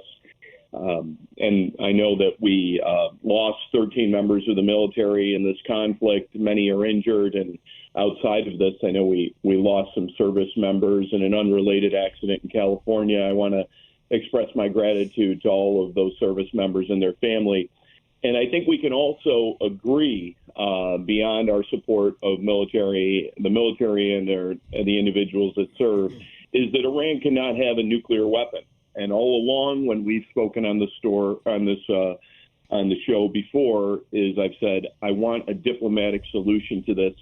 And we never saw boots on the ground in Iran. We do not want a long-term quagmire. So for all of that, I am grateful. But I do believe that there was never an imminent threat of a nuclear weapon being developed. And I do believe we're going to end up with similar provisions to the JCPOA, which Trump had torn up previously. We're also going to have to spend dollars to rebuild Iran, to rebuild our weaponry and our machinery that was lost from this. And I'm concerned about our standing around the world and our word, honestly, in that we are a trusted partner, that when we come up with an agreement, that we're true to that agreement through multiple administrations. But, Iran is a bad actor. They are a funder of terrorism, and therefore, we do need to hold them accountable. We can disagree on certain ways that we go about that, but I think we should always agree that Congress is the only one that has the authority to declare war. And therefore, when it comes to the provisions to get us out of war, we should also be intricately involved because we're the closest contact to the people. That's why our founders enshrined that into the Constitution so that, the executive branch, like in, previous empires, let's say, monarchs did not send peasants into war, and we don't want that either. So we're the closest connection. We are right there with the people, and this was unpopular and costly still for the American people. when it comes to gas prices. Do you expect they're talking about this 60-day period, and then they will negotiate what happens from there, whether it be funding for Iran or the idea that they wouldn't have a nuclear program, whatever the next step is? Do you believe Congress will be involved in that, or will that be negotiated solely by President Trump and his team and the leadership in Iran? This is a part of the executive branch, honestly. So, I've got to say that when we talk about these negotiations, it should really be the Department of State that is doing that. I have not seen the agreement. I know that there are still many outstanding issues related to the nuclear provisions. They have not been finalized. But the early indications are that there will be $300 billion to rebuild Iran and also unfrozen assets. There are relevant members of committees in the Senate and the House that are going to be briefed, that should be able to provide input, and I'm hopeful that happens. But as the war started, we didn't see that type of engagement, and there were multiple timelines, as you know, that passed where the president would have to come to Congress to seek the authority to continue the conflict, and that did not occur. So I'm not overly optimistic.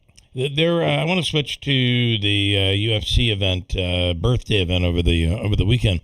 We've now learned that there was a potential targeted attack that had been planned and was foiled by the FBI.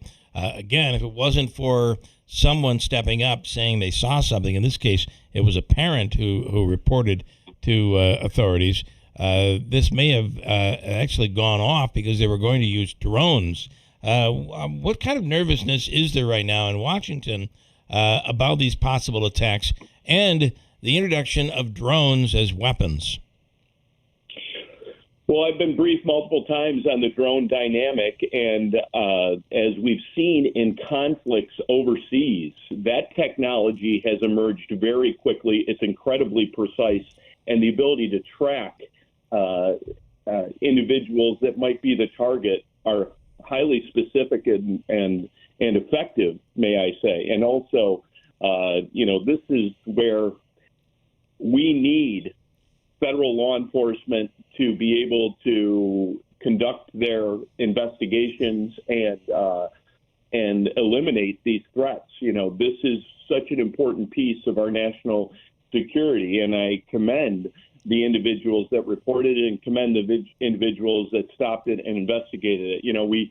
This is where, in the grand scheme of things, it is a reminder that there are real threats around the world to this country, real threats within this country, and we have great challenges. So despite a highly polarized time, and I certainly on this show and others will be critical of the administration where I see that I have to be critical because of the good of the country in long term and short term, we got to work together. So, again, when it comes to threats to this country, AI, cyber attacks, drones, we got to work together and get this right. And I still do see that in Washington, even though the media may portray it a certain way. I want to ask about the big affordability word, which has become a word that is not good for Republicans, and certainly in New York, it's probably not good for Democrats either. But it looks like prices are coming down. If this war does end the way it's being predicted, it looks like gas prices are coming down. Your thoughts on that? It was initially predicted that it would take months and months for the prices to come down, but they seem to be dropping already. Well, that's a good thing, right? This is what we want. We certainly want people to be able to afford to get by and make ends meet, and we want our businesses to thrive. And the increase of energy costs, I believe, was, unnecessary, and I think the key variable was the closing of the Strait of Hormuz.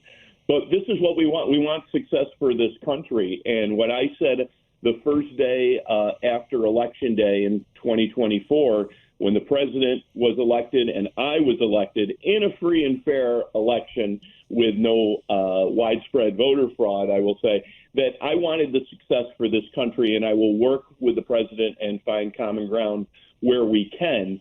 And therefore, I've always been calling for a ceasing of military activities here and an opening of the Strait of Hormuz where it was open before the conflict. We want costs down. Listen, everything is so politicized.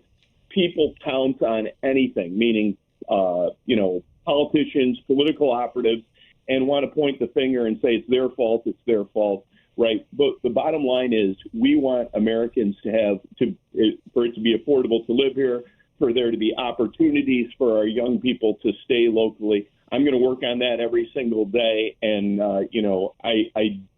I certainly am thoughtful about trying to grab a political win here or there because we want what's good for people in Central New York and the Mohawk Valley. And I'm going to continue to do everything I can to make sure that happens. As a former teacher, your thoughts on the latest news on the education department, which there seems to be a dismantling going on there, and your take on that as a former teacher and now congressman.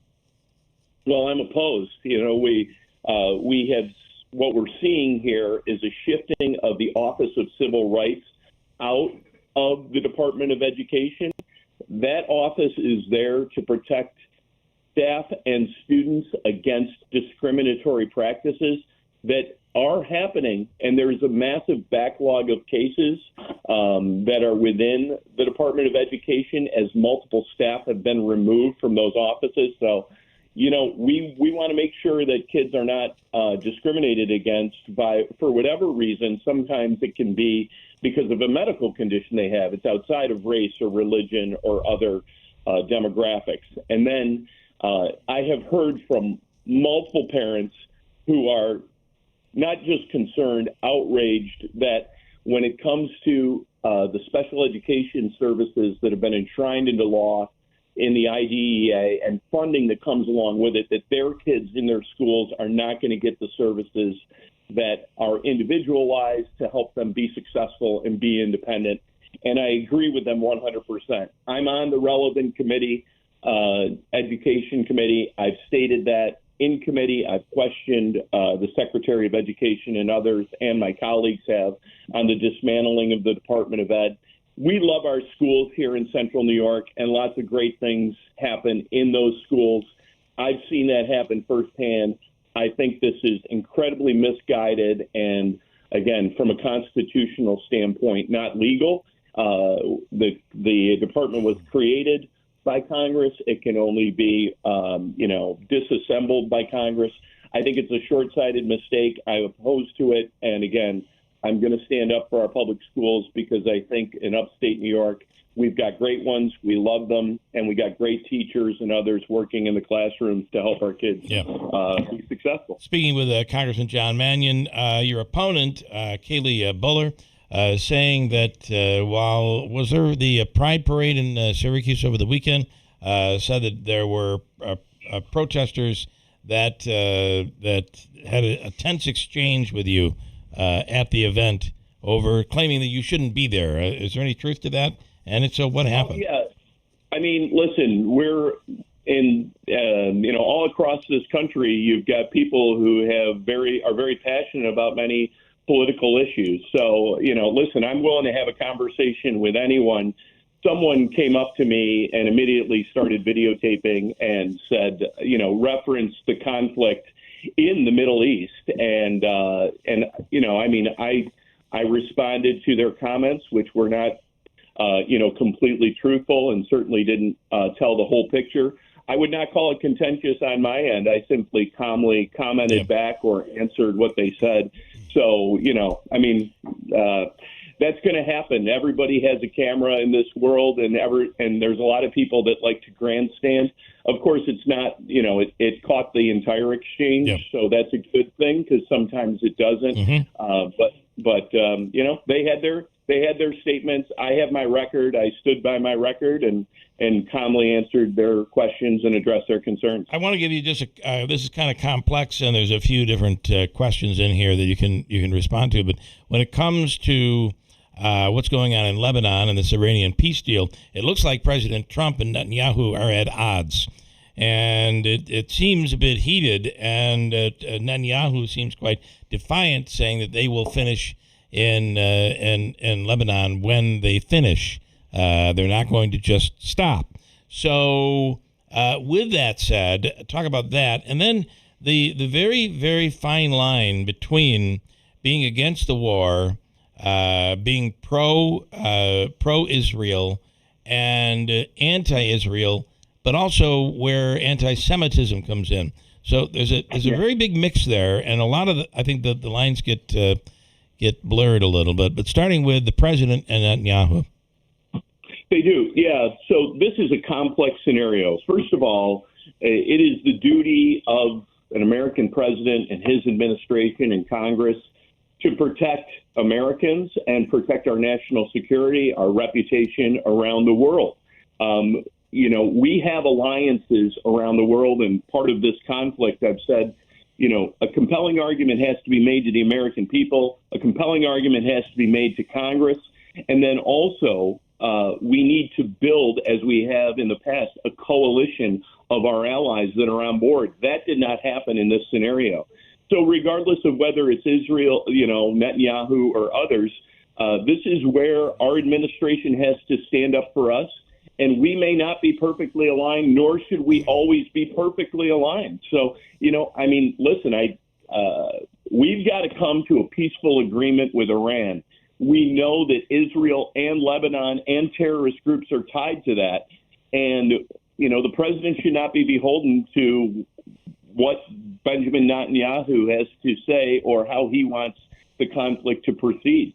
This is why I said at the beginning of this, it is easy to start a war. It's not so easy to end a war. It's much more complex and difficult. I denounce anti-Semitism in all forms. That's the type of discriminatory actions that can happen in schools and statements that are made to students because of a conflict, because you have young people coming in and making statements, and that's part of the reason why I do not want the Department of Education dismantled. But our office deals with cases like this every single day. I've been very clear on the conflict, ongoing conflicts in the Middle East, which is we do need a two-state solution. The people of Palestine need their own state. Israel does have a right to protect itself. That was part of what the commentary was in the video, actually. But we have an alliance with Israel.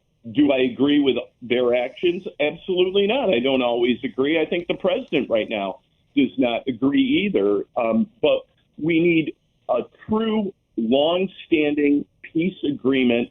We cannot allow Hamas to hold the people of Palestine hostage, and they are.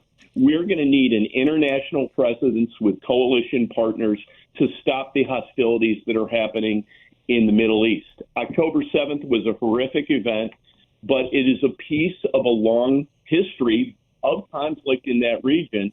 And, the people who are of Jewish faith here in the United States should not face, anti-Semitic and discriminatory actions against them because of a conflict somewhere else in the world that we are engaged in. Yeah. So, listen, I've supported legislation that is in support of our alliance with Israel. I've also supported legislation which stops them from certain actions related to some of their settlements that occur there, and protecting the people of Gaza and Palestine and making sure that there's humanitarian relief there. So it's complex. Yep. There is not a simple solution, but a long-term solution is a two-state solution with an international presence to assure the protection of people who are on, both sides of that conflict.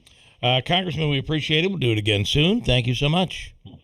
Thank you so much for having me on, Bill. Have a great day. Have a great day. Congressman John Mannion in the 22nd. Just quickly, some updates on election results from 2 village elections, or maybe 1. Well, I think it's just one. I reached out to Chuck Lester this morning to see if he had heard anything. Of course, he announced that he was going to be a write-in candidate.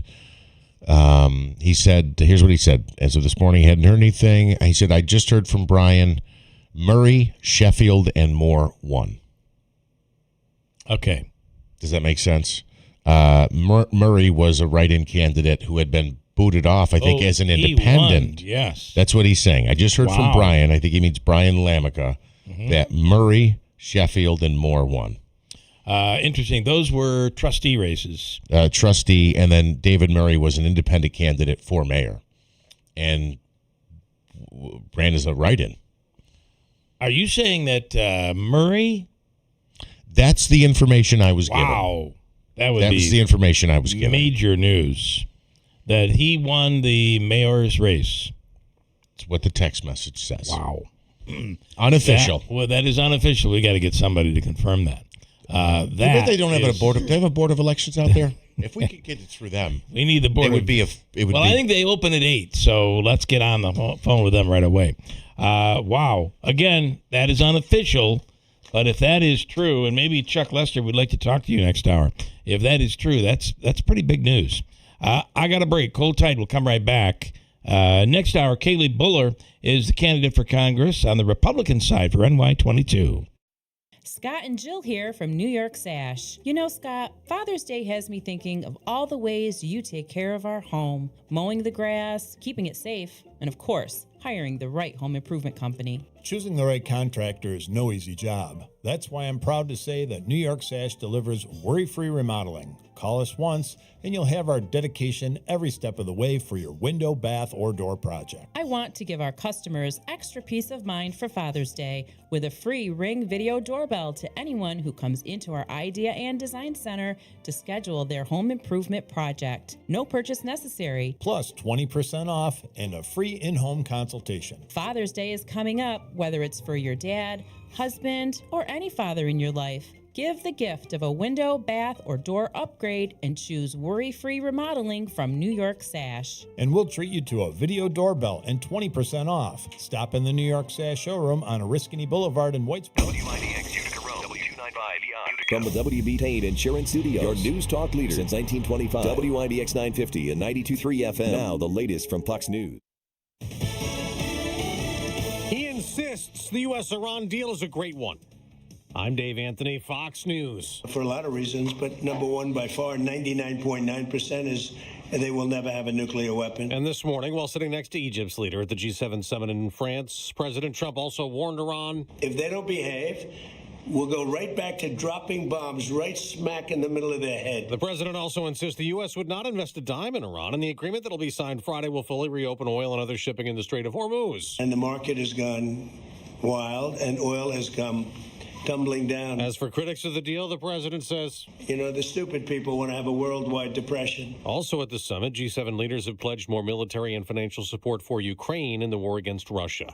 We're learning more about the plot the FBI thwarted to attack the UFC Freedom 250 event at the White House Sunday night. 5 people under arrest, 18 others being investigated. They're facing multiple charges, including conspiracy to commit murder. Investigators say the plot called for drones to drop explosives, which would then trigger a mass evacuation toward a pre-staged sniper team. Then a second wave of attackers would breach the White House gates.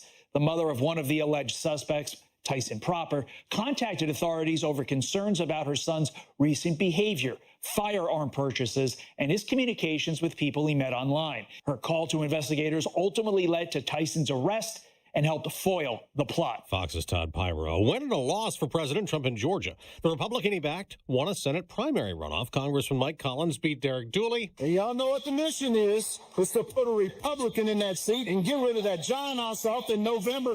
Return this seat to the people of Georgia. But another Republican the president endorsed in Georgia, Burt Jones, lost a runoff for governor. He was defeated by Rick Jackson. Trump-backed Republicans won Senate primaries in 2 other states, Congressman Kevin Hern in Oklahoma and Barry Moore in Alabama. America's listening to Fox News. If you want unlimited talk, text, and data on a crazy fast network, Big Wireless will sell it to you right now for as little as $70 a month. Or you can buy it from Pure Talk for half of that. I'm talking about unlimited talk, text, and unlimited data for just $34.99 a month. Stop paying the big guys twice what you need to. Dial pound 250, say my name. That's pound 250, Mike Rowe, to switch to Pure Talk, where the savings are truly unlimited. Wesley Financial Group is not a law firm, and Chuck McDowell definitely not an attorney. This is Chuck. If someone talked you into buying something really silly and you want to get out of that silly little thing, my advice, get the facts. Call me and I'll send you our timeshare exit kit absolutely free. Inside, you'll learn how timeshare works and all your options for cancellation. Call Wesley now for your free timeshare exit information kit. 800-809-7171. That's 800-809-7171.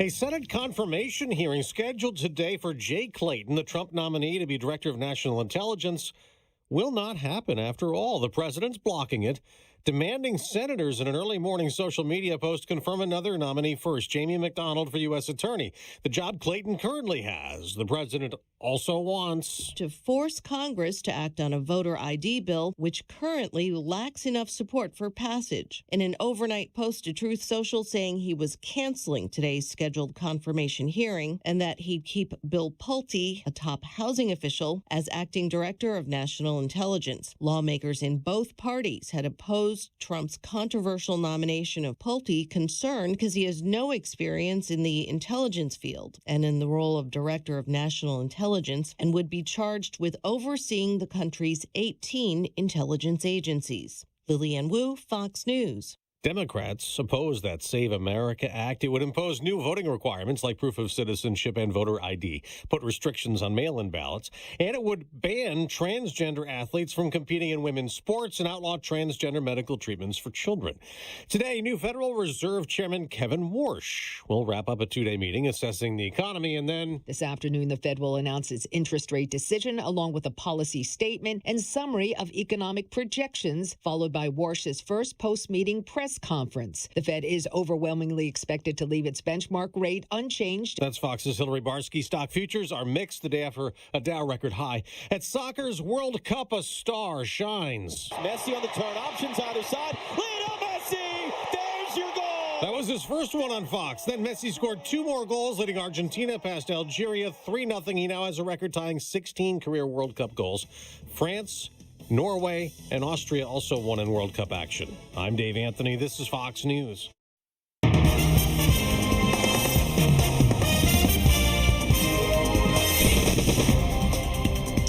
We have some sunshine, 61 degrees. Good morning. I'm Jeff Manaski, WIBX 950 AM, 92.3 FM news time is 8:05. Go ahead, sorry. This news update brought to you by Destination Kia of Utica on Commercial Drive in Yorkville. Do I seem like I'm... Go ahead. I just wanted to get the sponsor. Well, I got to tell you, I think the word we're getting from Chuck Lester is it looks like, and thank you, Bill, it looks like David Murray is declaring victory on his Facebook page. What we are hearing here this morning, hold on, this is the Village of Ilion mayor's race.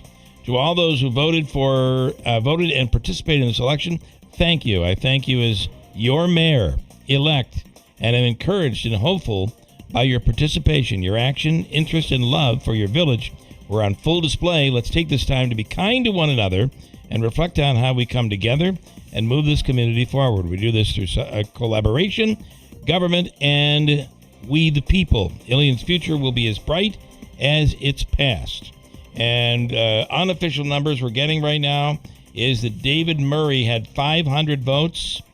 He was a write-in candidate. This is enormous that a write-in candidate would be able to topple someone who's on the ballot. Even in a smaller village like Ilion. Even in a smaller, it's a big deal. It's a lot to get someone, not only to just circle in your name, circle the little bubble next to your name, but to get people to physically write your name on a ballot. Yes. Over 500 people?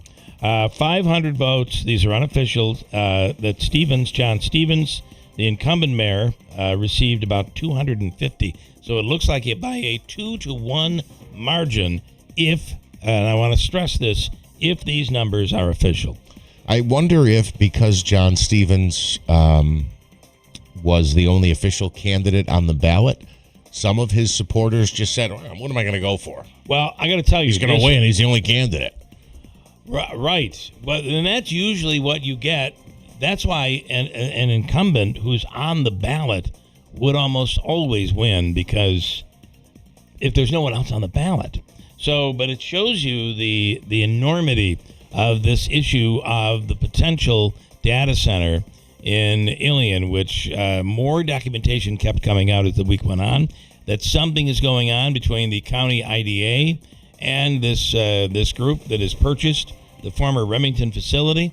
This is something that many residents, most residents, have been against. It has been a huge issue in the village of Ilion, and this would show you how big the issue actually is. But is John Stevens the broker, though? The real estate agent? It's not up to him, is it? Every time we have talked to John Stevens as mayor, he has told us that we're told nothing is confirmed. That so I think all of this, if Stevens is telling us the truth, which I have no reason to believe he's not, that all of this information is being worked out at the county level and through the IDA, and Stevens was unaware. At times, he came out saying he put out that statement maybe about a month ago, saying to clear everything up, there is no deal in the making right now. But then documents started coming out that it looked like maybe there is. So it's possible maybe some voters felt like they were being deceived? I think so. By the current administration? By these numbers, in a write-in campaign, I would say yes. We will reach out to David Murray. And again, all of this is unofficial. But take it for what it is. Murray is declaring victory on his Facebook page this morning. In other news this morning, the city of Rome is under a boil water advisory. This is not just a neighborhood. It was discovered yesterday that there was a loss of residual chlorine in the city of Rome water filtration facility. Repairs were made immediately, and the system was fully functional by 4:45. With safety being the main concern for users, the Rome public water system issued a boil water advisory. The advisory will remain in effect until further notice. Drinking water should be brought to a full rolling boil for 1 minute and then cooled before use for drinking or cooking. Again, this is from the City of Rome Public Works Department. They will conduct random location testing to assist in locating any contaminated drinking water and continually monitor the situation, flushing out the system as needed. Again, a boil water advisory in effect for the city of Rome until further notice. Great economic news. Danfoss Power will bring up to 300 jobs to the Mohawk Valley as it establishes new operations at Marcy Nano Center. They plan to move into Quad C, that's the Computer Chip Commercialization Center. The company says it'll start phased operations in early August, with hiring beginning immediately for roles in manufacturing, engineering, and operations. Now, Danfoss previously wound down operations last year, but is returning due to the region's economic growth, skilled workforce, and expansion of advanced manufacturing in New York State, according to an announcement that came from NY Creates. A travel advisory in the city of Utica. Work is underway on Genesee Street this morning near Barton Ave. It's down to one lane in both directions so that sewer work can be completed. It is expected that this work will be completed by 7 o'clock tonight.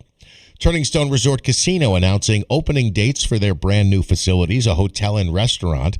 The grand opening celebrations are scheduled for Crescent Hotel on July 17th and for Salt Restaurant on July 22nd. The hotel will begin hosting guests on June 29th. The $400 million expansion known as Turning Stone Evolution began back in 2023. It also includes a new parking garage that will double vehicle capacity. Rome schools got their budget approved yesterday. It was a narrow vote. In fact, less than 40 votes. Rome's new budget approved 1,104 yes to 1,065 no. The original proposal was $166 million with a near 3% tax levy increase. The now adopted budget is $165 million with a 2.5% levy increase. In West Canada Valley, voters there were presented the budget for a second time. They approved it 460 to 221. The new proposal knocked down the tax increase from 15% to 9%.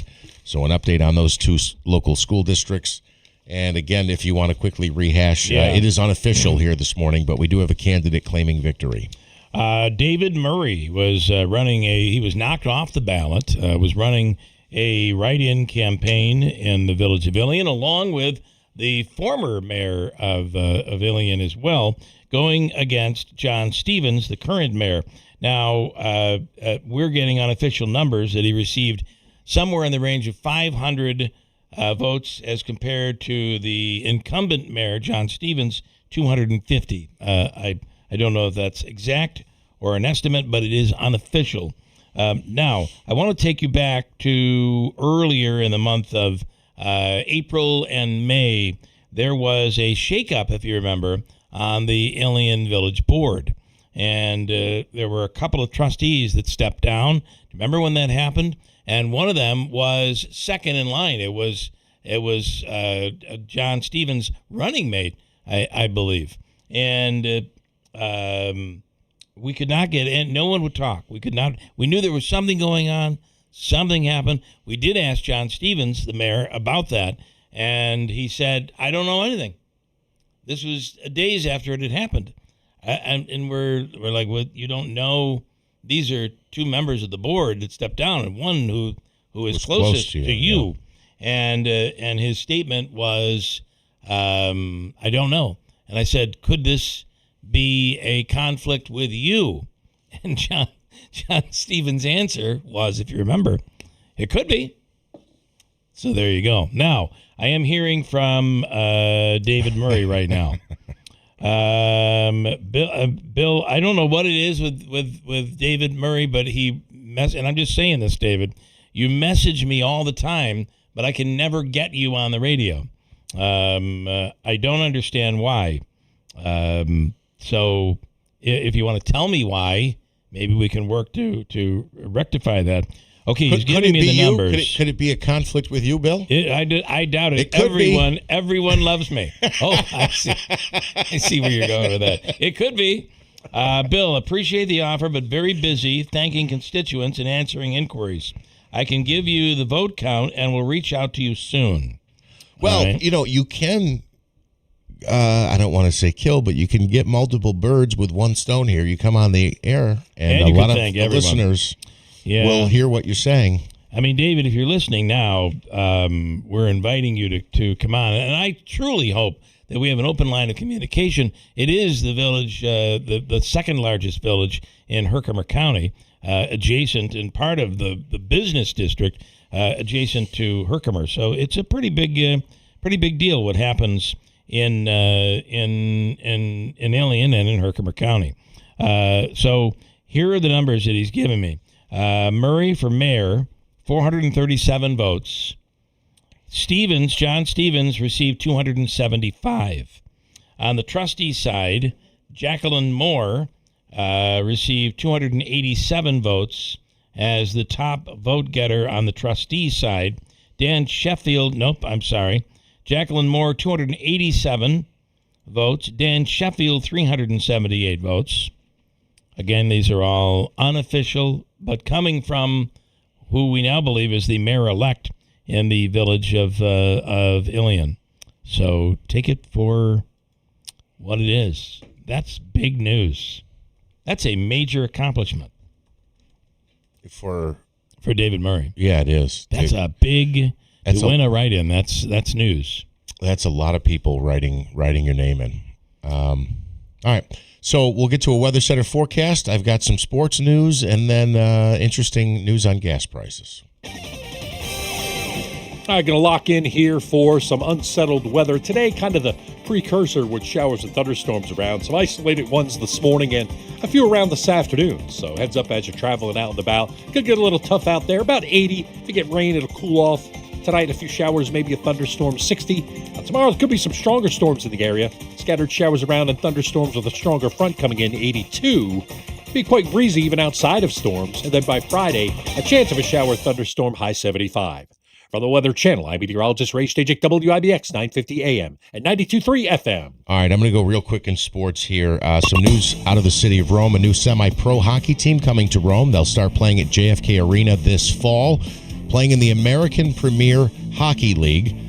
It's described as a developmental league for players working toward opportunities in higher-level professional leagues. So Mayor Lanigan making the announcement yesterday. They will have a Name the Team contest coming up. The Yankees blow out the White Sox 12-2. Homers from Jones, Rice, Goldschmidt, and Caballero. The Mets lose to the Reds a final of 5-3. Quickly, the family of Alden Smith deciding to send his brain to be checked out for CTE following his recent death. The family sending the brain to medical experts at Boston University CTE Center. Now, Smith died last weekend, just hours after the 36-year-old delivered pizzas to a homeless charity in the San Francisco Bay Area. No cause of death has been publicly given. We don't want to speculate on this, but it would seem to me that the actions of the family would indicate it's possible that Alden Smith took his own life. But we'll find out if he had CTE. They're going to send it to that facility, Boston CTE Center, for a diagnosis. We can move on from here. Quickly on gas prices, I think they fell 20 to 30 cents yesterday, at least the stations that I drove by. We have a comment here from Mike, who is saying that I have a diesel truck with my diesel discount card. And with that discount card, it's $4.43 a gallon. Now that's about $1 less. Than what it was. It's $1.50 less than it is right now. It's the average in New York State for diesel is $5.74. Wow! You got this discount card, you're saving like $1.25 a gallon. This hour, we'll talk more about the news on the Village of Ilion village elections. A write-in candidate looks to have won the race by almost a 2-1 margin. David Murray is claiming victory. We just spoke with him, and he is making plans to take over as mayor of the Village of Ilion.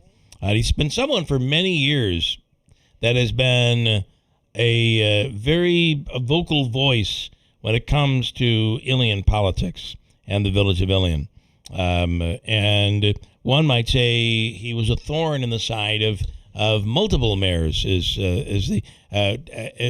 constantly catching things that may have been done inappropriately, meetings that were not necessarily legal, in his opinion. And it's definitely he's not a newcomer to the political realm, and I think he might have been a village trustee at one point.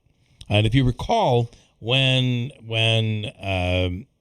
Chuck had a battle with a certain member, and he of the community, and he called names. He called the person names, Chuck Lester.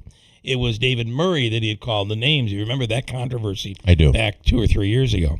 So he is a familiar name in the Village of Ilion. Very, very interesting. We'll talk more about it as the hour goes on. Right now, we spoke a few minutes ago with Congressman John Mannion in the 22nd Congressional District, and his opponent coming up in November is Kaylee Buller in the 22nd, and she is on the line right now. Kaylee, good morning. Good morning. How are you this morning? Good. How are you feeling? As we, the good news is you don't have to deal with the primary. And I don't know if you've been hearing any of the primary they're dealing with in the 21st, but it's pretty heated. Oh, I've heard. Yeah, no. It's been really fun to just get out with the voters and not have that pressure. But yeah, I've been watching the 21st. It's going to be interesting the way it plays out. So I want to ask you some of the similar questions we asked of Congressman Mannion. Your thoughts on the Iranian deal? Listen, I've never been a strong proponent of this war to begin with, so I'm glad that we have the ceasefire, we're working in the right direction, and I just heard you talking about gas prices. I mean, this is all very positive news. And what we just saw at the UFC fight, the potential, attack on our country, we have to make sure that we're vigilant and we're protecting our national security, but we're going in the right direction with gas prices and with ending this thing. Okay. And there was recently an issue with the Pride Parade over the weekend. We asked John Mannion about that, and he said it was someone from the further left of the Democratic Party that was challenging him on the issue of Israel. Your take on that? I know you do have a take on that. I'm unapologetically pro-Israel, and actually shocking to me how we're watching a lot of, especially the young folks, and the folks who approached him were more of the socialist side of the Democrat Party, which is a really big challenge for him, by the way. But I can't believe the anti-Semitism that we're hearing coming out of these folks, even people like Tucker Carlson, who I used to listen to when I was younger. I am very pro-Israel, and I don't think it's okay that how we're seeing that population be degraded. It's really scary, actually. How do you differentiate between anti-Semitism and criticism of the war? Or if someone is criticizing Netanyahu or criticizing the war, is that anti-Semitism? I believe really strongly in the Israel-U.S. connection. I guess I have two separate issues that we're talking about, but we're seeing this rising anti-Semitism across the U.S., especially with our youth. And I think a lot of that was driven by, or heightened by what's going on with the war and our relationship with Israel. So while they're separate, they're interconnected in my view. And I have been supportive of a strong U.S.-Israel relationship. That being said, I continue to hear so much anti-Semitism, and I see it on social media, and I'm sure a lot of you do too. Yeah. And so we have to be really careful and understand the facts. And I do think it brings an interesting, issue on the Socialist Party here in our district. We are seeing, this is what the challenge is for John Mannion right now. He's too radical for our district, right? He's to the left of Kathy Hochul with his voting record and with his views. However, he's not left enough for the socialists. And so I have a lot of Democrats who are JFK Democrats coming to me saying, Kaylee, thank you for having common sense. Thank you for speaking honestly, because these folks who are going pure socialists do not represent our views. I want to ask you just about President Trump and Netanyahu. There seems to be a rift between the two over Lebanon and this Iranian peace deal. I mean, I'm not involved in the top-level conversations with them, but I'm certainly hoping from where I sit, hopefully representing the New York 21 or the 22nd District, that we have this deal over and that we don't have rifts with some of our closest allies. Okay. Which is Israel. Let me go back to the Hochul thing quick, where you said Mannion was left of Hochul. On what scale? On what scale is that? Obviously, Hochul takes on state issues, and Mannion's voting on federal stuff. Yeah, a few issues. So I think tax on tips is a great one. Kathy Hochul has indicated her support for that. John Mannion voted no. Kathy Hochul has indicated that her Green Deal has actually had some consequences of cost to consumers. John Mannion has not relented, and he continues to double down on this. A lot of things that he was supportive when he was a state senator. In fact, a lot of the reasons that Albany is in the problems that we are is because some of the votes that were taken when John Mannion was a state senator. So Kathy Hochul has moderated her positions on a lot of things, and John Mannion has said nothing. And tax on tips and the green energy deal are two of them. Oh, that's fair. And let me ask you also, criticism of Netanyahu. There are some who believe that the reason Trump and the United States got into this situation with Iran was from strong lobbying from Netanyahu. Certainly, you would recognize there's a difference between anti-Semitism and criticism of what of Netanyahu's position on Iran. What I will say is I believe that we got into this war for reasons that a lot of us don't even know. I mean, we're not in these national security briefings. When I was the chief of staff to the Secretary of Agriculture, the things I was privy to and the things I knew about the dangers that were facing our country were pretty extreme. And so, again, this UFC fight is another example of our incredible law enforcement military protecting our country from potential demise and from people who hate America. And so I'm sure that the information that the president had is probably more than we as the public know. He has some of the best national security advisors on the career civilian side and on the political side. And so I'm sure there's things about this war that we don't know that we'll eventually know, and that there are, threats to this country. So that's my view. Definitely threats to this country, and it could be we'll learn more. But he has said repeatedly it was because Iran was 2 weeks, 2 days, 2 months, whatever, away from getting a nuclear weapon after we bombed them already more than a year ago. Do you believe that they were on the brink of getting a nuclear weapon that would threaten either neighboring countries or the United States? I believe that Iran hates us and that they were mutilating their own people, and so I would put nothing past them, and I do believe strongly that we need to take action. Are you in favor of this ceasefire and this agreement that essentially the regime is still in place? It seems to be the son of the former leader, but hardliners now. Yeah. Do you support? What did he just say? He said hardliners. Maybe hardline followers of what they were pushing previously. Religious hardliners. Yeah. So do you support this, I guess, what do you call it, ceasefire agreement that we have now? Do you support what President Trump is trying to bring this to an end, or do you think we should continue to hammer Iran? I support the direction that we're going and bringing this to an end. As you said earlier, just to clarify, you had said you were not fond of this war in the beginning. Yep. Okay. Yeah. I don't think anybody was. I like that answer. We're not going to mince any words. Just, yep. It's funny because sometimes people will answer, and sometimes the answer is confusing. There's no confusion there. Yep. I like yep. No. Yeah. I mean, listen, I grew up in Afghanistan and Iraq, and so, and I talk to the voters, and I feel it too. I'm 37 years old, right? Like, none of us want to see a long-term boots on the ground, multi-year conflict. I mean, we saw what a shit show Afghanistan was and getting out of it. Oops, I can you get her back, Davey? Because I definitely hit the wrong button.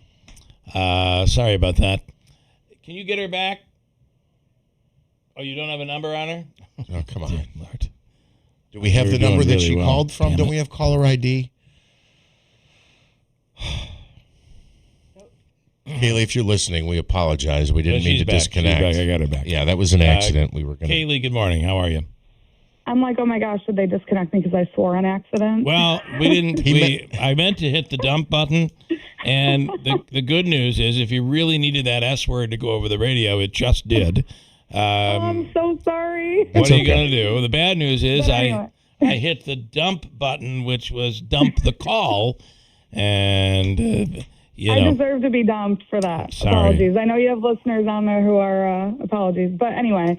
Well, listen, are we on or not? We are on the air, yes. Yeah. And also, I can say you're a candidate, so I think our excuse is going to be, look, she's a candidate. That's newsworthy. She made news today. She made news. Said what she said. We're not going to be in a position that we're going to be editing her live on the air. You are committed to your opinion, and you are, damn it, not mincing words. Damn it is okay. I am not.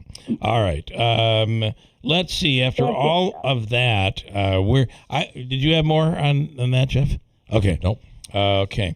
I would just wrap that, though. I mean, we talked about Afghanistan, Iran, and I'm pretty strong on where I am on all of this. But that being said, on the gas prices side, I did just want to make this final point and tie it all up in a bow that, yes, gas prices are coming down, but New York State still has some of the highest energy prices in the entire country because of broken policies in Albany. We have the 5th highest electricity bills, and we're limiting our ability to use certain energy sources here in New York where Democrat states like Pennsylvania are not, such as natural gas, fracking.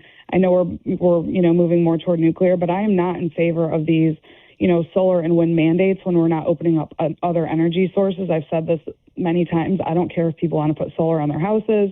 I don't care if, a farmer wants to put it on their land to, offset their energy use. But the level in which Albany has doubled down on this energy, frankly, scam is insane to me. And we are facing the highest price in the country because of it. And as a result, it's incentivizing more and more people to leave our state. I mean, the number of people leaving our state is absolutely jarring, and it's because of the high taxes, the high energy costs, and the housing situations we have. So. Kaylee, a lot of people would agree with you and think that it's also insane. And I don't even think I could disagree with that if I wanted to, because it is ridiculous. And then you add to that the automobile insurance costs are double the national average. But the seat you're running for, though, you can't change that. Well, not totally true. There's a lot of things that you could do at the federal level to basically override New York State. And when I'm elected, I'll do everything I can if this craziness continues. Like, we have to speak out voters need to know the truth, whether it's good, bad, or ugly, and I will do everything I can federally, and I will do everything I can to use my mouthpiece to call out the insanity that this is. Speaking with Kaylee Buller, candidate for the 22nd Congressional District. Kaylee, I just want to just quickly dig deeper on this. You tell me if I'm correct. You're not saying wind and solar do not work. You're not saying nuclear is bad. You're not saying the only way to go is fracking. You're saying that we need to do a combination of everything as we move forward. However, mandates like preventing people from installing gas stoves and forcing the school districts to buy unaffordable and really questionably efficient electric buses is crazy. Yes, I am an all-of-the-above energy person. I think there's room for all of it at the table, but right now we are banning certain things and mandating others. We are mandating the least efficient and banning some of the most efficient that can actually have an impact on our energy costs. All right. I'd like to do this again. I know it's a long campaign, and you luckily don't have to deal with the primary, and there's a... Manaski has one more. Just one more. Yeah. Did you run into John Mannion at like Polish Fest recently, and how did that go? Oh, yeah, it was great. So, yeah, we were both at the Greek Fest in Syracuse, and we were both at Polish Fest. And, yeah, we just shook hands and had a little chat. I met his staff, and we just kept it really high level and, good. We talked about the food we ate and how Central New York's great, and we have a lot of challenges ahead and that we're going to run a cordial race. So I think, it's good. He's a good person. I don't believe in his policies. I'm sure he doesn't believe in mine. I don't believe that he's been a strong advocate for Central New York, but that doesn't mean we can't eat a pierogi together. Oh, it's a great attitude to have. I think more of the voters should adopt that attitude as well. Yeah, it is. That is certainly refreshing. So, all right. Well, holy this time we can't excuse you, Bill. I won't do that again. That is so Sorry, funny. Listeners. That is something. And I have to tell you, it is not something that I expected, and it completely knocked me like you wouldn't expect it here. I get a call from Joe Blow who's yelling at me. I expect it. Yeah. And I swear to hit the wrong button. Not dump it. I'm such an idiot. You got me worked up talking about Afghanistan. I did. So I did. You got me there. Kaylee, call your contacts at the FCC. Get them off our back. Take care of itself, okay? I worry about this guy at the FCC, though. Oh, boy. Okay, Kaylee. I'll see what I can do, guys. Please. Thank you so much, and we'll do it again soon. Thanks for having me. All right. Thank you. That is Kaylee Buller, the candidate for NY22. An interview she will not soon forget. Quick break. Chick Scaparo has written a new book. We're going to speak with him in a second. He's picking out the swear words he's going to use, but I'm ready for him now. I'm all ready. Hold tight. We all know career politicians lie, but Robert Smullen, well, he's something else. Here's why. First, he denies being arrested for tax fraud. But court records prove he was arrested July 2018. He denies owning a Chinese solar farm, but he did. And you can see it for yourself at solarsmullen.com. Smullen says he's not endorsed by the ultra-liberal New York State Teachers Union, yet he bragged about their endorsement on social media. Smullen says he's a Trump supporter, but President Trump has endorsed his opponent and businessman Anthony Constantino. Anthony Constantino isn't a lying career politician. He's a businessman who built an upstate business creating thousands of jobs. The choice is clear. On Primary Tuesday, June 23rd, vote Anthony Constantino. He's nobody's man but yours. Early voting begins June 13th.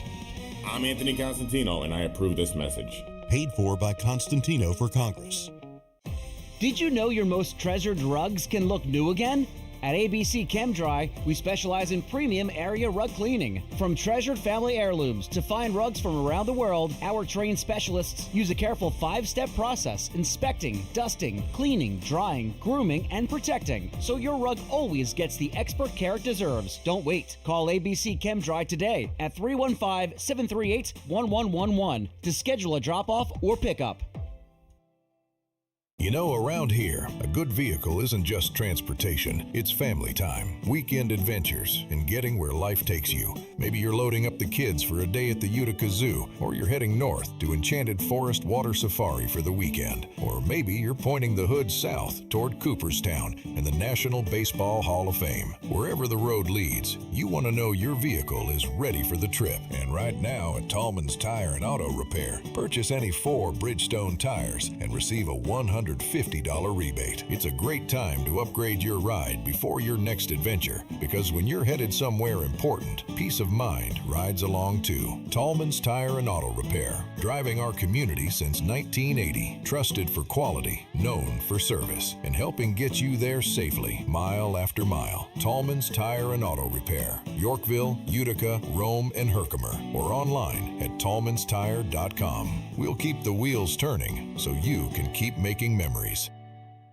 It all began in 1985 with a single goal, a commitment to brighten our community. And with your kindness, that light grew brighter. Because for 40 years, you've helped Food Bank of Central New York deliver healthy food and hope. But that need continues to grow. So this year, please consider giving a little extra and make sure the light we shine together never goes out. There's never been a better time to buy the commercial mower that has your back, Ferris. For a limited time, your Ferris dealer, Clinton Tractor, has the best financing offers of the year. Choose the offer that works best for you, 36 or 60 months. There are even options to skip payments when work is slow. It's never been easier to buy a Ferris. So visit Clinton Tractor today on Meadow Street in Clinton. Ferris, experience suspension. All loans subject to credit approval. We are the leader in service, Clinton Tractor. Albany is broke, and Dan Fusco knows it. Highest energy costs, highest taxes, highest healthcare costs. These issues affect you and your families, and Dan knows it. With 50 years of private business experience, Dan is determined to fix Albany. Vote for someone who has long-term solutions, who will listen and work for you. Vote Dan Fusco on June 23rd. Paid for by Friends of Dan Fusco. Are you sick of being just a number or doing a mindless job? Become a craftsman in a trade. Become an IBEW electrician. The IBEW and the Electrician Training Alliance will give you all the tools necessary at their state-of-the-art training facility. Earn as you learn. Paid training while you get your certification. What are you waiting for? Become an IBEW Local 43 electrician. Call or go online today to learn more. Find your career at IBEW and let the Electrician Training Alliance light up your future. Mike Rowe here with another fun fact. If your concrete is cracked or uneven, you can actually lift it back up. Whether it's a sinking driveway, a patio, or a sidewalk, do yourself a favor. Call Groundworks. I spent some time working with these guys. They're the real deal. Their people are trained and certified to lift your concrete slabs. Schedule a free inspection with Groundworks, the foundation and waterproofing experts. Licensed in all states where work is performed. See website for details. Hurt in a car? Call William Attar. 315-444-4444. Something old is new in the village of New Hartford. Introducing Handshake Antiques, now open at 66 Genesee Street, next to Giorgio's Village Cafe. Not your grandma's antique shop. Think clean, curated, and cool. From high-end furniture, vintage fashion, vinyl records, to oddities and all things eclectic. And we're always buying, so look in your attic or basement. And if it's old, call Handshake Antiques. Plus, inventory changes weekly, so every visit is a new find. Handshake Antiques, where it never went out of style. Hey, River Hills Properties continues to invest here in upstate New York and, of course, in southwest Florida, where Sarasota, Naples, Marco Island, some of those beautiful parts of the country. A full team of real estate agents, River Hills real estate agents, doing it the River Hills way, are there to assist you. So as Steve Hauk was in studio yesterday talking about how having to get down and meet with an agent, you have no idea who they are. You don't have to do that. You have someone here that can assist you down there. Up here, it's the same great service. No lockbox, the book, white glove service, they call it, at River Hills, with offices in Barneveld and Little Falls, Newport, and now in the city of Rome. Nobody sells homes like River Hills Properties. 315-896-1009. And if you're having an issue with pain, knee pain, hip pain, back pain could be coming from your feet. Enter the Good Feet Store. Arch support specialists, they're here to help. Free, no obligation, personalized fittings. You just walk in. Free fitting and test walk. No appointment is needed. These are inserts that go in your shoes. A 3-step system, including strengtheners, maintainers, and relaxers. We had one person here say the opening of the store was a godsend. It completely took his pain away. It's the Good Feet Store, 4630 Commercial Drive in New Hartford, 315-999-3910. WIBX. This is Keeler. WIBX 950 and 92.3 FM. Now back to the Keeler Show. All right, Chick Sparrow is in studio here this morning. And good morning. Really, really close to that microphone. I'm on it. Yep, you're on it. Very, very good. You have a new book out. I asked you how many books you've written up to this point, and I thought there were more, but the answer is? First book. This is your first book. Yeah. There's a lot of short films. All right, tell me about this. Misty Rivers, Summer of Secrets, a Summer of Friendships, a Summer that Lived Forever. Talk about the book. So, well, I guess Misty came about a long time ago. I had this vision of like a young girl in a truck with a floppy-eared bloodhound. She was driving around in an old farm doing like donuts. And back in the day when I was in film, I was thinking I wanted to make this a movie. So I started working on the screenplay. And as I went along, I'm like, oh, this is a book. Right? And I have way more control over a book than I do of a movie. I got to raise money, get a crew, do the whole thing. And I just dove in and started writing the book. Yeah. And this has been going on for quite some time. 15 years. Yeah. You dove in and treaded water for quite some time. Right, exactly. Yeah, and, when I got my first manuscript finished, I sent it to my friend Carrie Lenarsic Firestone, and she's a very successful, well-written, published author, and she sends me an email. She's like, rewrite the whole thing.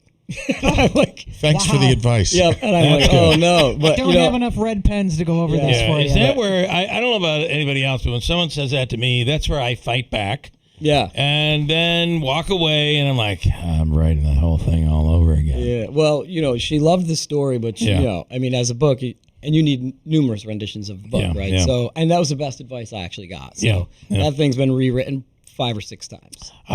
So that was good. Yes. And you agree now when you look at it, it's so much better. 100%, yes. But back then I was like, I quit. I don't want to do this anymore. Yeah. Talk about some of the things you've done. Talk about your film and your career, the things that you've done. Oh, sure. So I went and got a film degree at UNCW, and I was working in short films, doing, just some small side work with larger film productions, and, life got in the way. So I came back home, moved back up here, and I just kept trying to get my film business off the ground. But in the back of it all, my brain just kept saying, write the book, write the book. And, you got my characters in there yelling at me, write the book. So I kind of just dug back in there and started writing. So it's kind of how I went back into that. In a nutshell, give us a composite of the book. Yeah, sure. So it's a historical fiction piece, takes place at the end of the 1800s in a rural farm in Arkansas, and it tells a story of a 12-year-old girl who's lost both of her parents, and she doesn't tell anybody that her parents died. So, and that's why I pushed it back into the 1800s, because it's not so easy to communicate. There's no phones, neighbors are far away. So she's trying to keep the farm going, and a little while later, months later, her estranged aunt comes back down to help her with the farm. So they're working on the farm, and as they're doing this, a few counties away, there was an escaped black man who was being held prisoner for an underground fighting ring by a plantation owner, and he runs into those two when he's running from the plantation owner. So it's kind of where I have to kind of stop telling you guys. Spoiler. I got to make you guys. That's interesting, though. That's very interesting. Really, really interesting. How much of that was not a part of the first version? Well, I mean, all of it. The Yeah. story stayed the same. Story was locked in. Everyone I shared the book with really enjoyed the story. So basically, I'm like, I'm just going to keep this story and then just keep build around it. Exactly. But then when you're doing something like that, the book just kind of wrote itself. Yeah, Right? yeah, These characters it kind of happens. have their own personalities, and they kind of took over my life. All right, it's called Misty Rivers by Chick Scaparo, and I'm assuming available Amazon. Yeah, everywhere. Amazon, a lot of places. I just got it on Barnes & Noble. I have a website, chickscaparo.com. Got to plug myself. Right? Yes, That's how you do it should. when you get here. Very important. And one little side note about it is for all the Grateful Dead fans out there. It's loaded with Grateful Dead Easter eggs. Okay. So I want some Deadheads to read this thing, and get That's back to me cool. and see what they discovered because it's everywhere. Yeah, that is really, really That's cool. All right, Chick, thank you, man. We appreciate it. I appreciate it. Thank you. Thanks for having me on. Congratulations, and you keep us posted. Cool, we'll So do. when this turns into the movie, That's the goal. Agent, movie, book 2. That's how I'm doing I it. like it. I like it. Based on what you said, it sounds like I could envision it as a film. So, yeah. Good stuff. Called Misty River. Look for it. Stand by. Ryan Nobles is next. Or do you want me to go to the top here, Davey? Okay. This is how we do things around here. I love that. It'll be your next book about this radio I'm show. gonna write about that this was whole show, man. Clearly injured with And, 3 legs. You know, and, make sure I get the S word in there. Yes, at least once. and we'll start with the SHI, you know what word. So, all right, thank you. Thank you. Let me bring in Ryan Nobles from NBC. Ryan, good morning. Hi, Bill. Good morning. How are you? Doing well. How's the green water? It's almost if this was St. Patty's Day, we'd be all in good shape. I don't know. There's a parody account on Twitter of a guy who pretends to be a congressman, and he often gets people because they think he's actually a congressman, but he's not. And he made that joke. He said, "How come nobody's congratulating President Trump on turning the reflecting pool emerald green in honor of St. Patrick's Day 3 months late?" Golden Age. Money in the water. It could even be a Wizard of Oz reference right there. Maybe that's what it is. It is. I went down there yesterday, and it is shockingly green. I mean, it is. You know, sometimes if you've been to the reflecting pool before, it is not a clean body of water. It's by nature impossible to really be clean. It's a stagnant body of water, and when you let water just sit, things grow in it. But what it looked like yesterday was just incredible. It was a color green that is hard to describe, and you can just see the algae pooling throughout the entire body, all 2,000 feet of it. And this comes after $14.5 million were spent to try and prevent this problem. Yeah. So it is really quite a mess, and it's not quite clear if it'll ever not be green. I was the painter who got $14.5 million to redo the pool. I was free for that job. Yeah, I could have worked that day. I'm assuming $14.5 million. It's a lot of paint, a lot of supplies. I don't know if it's that much. Ryan, I've already heard from some Trump supporters who say, "Oh, if this was Biden, you wouldn't be talking about it." Actually, we would. And the difference here is President Trump, like so many other things, Epstein, President Trump made such a big deal about this, and not just making a big deal out of the improvement, but how horrible it was prior to him with previous presidents. That's what makes these stories come back and the irony kind of pop right out at you. Listen, and the point I made in the Today Show this morning is Donald Trump was bringing up his renovation of the reflecting pool in meetings that had nothing to do with the reflecting pool. He would find a way to work it in and brag about how he was going to fix it up and make it beautiful. He went down there on his own time. The president of the United States, who is actively involved in a war, went down to the reflecting pool when it was empty and drove the presidential piece on it as a way to show how he was doing this amazing thing that was going to fix everything. And to have it less than a week after the renovations were complete for it to go immediately back to what it looked like before, in some cases even worse, I think is what makes this a story. And then the other part of it is, and I think this is the important part of why, as a reporter, we feel the need to put so much emphasis on this, is that they rushed through this process of approving the contract to fix this. It was a no-bid contract. It went to somebody with a connection to the Trump administration on other projects. and they just kind of willy-nilly went out there and said, go fix this. Here's $15 million to go fix it. It didn't go through the normal channels that these processes normally go through.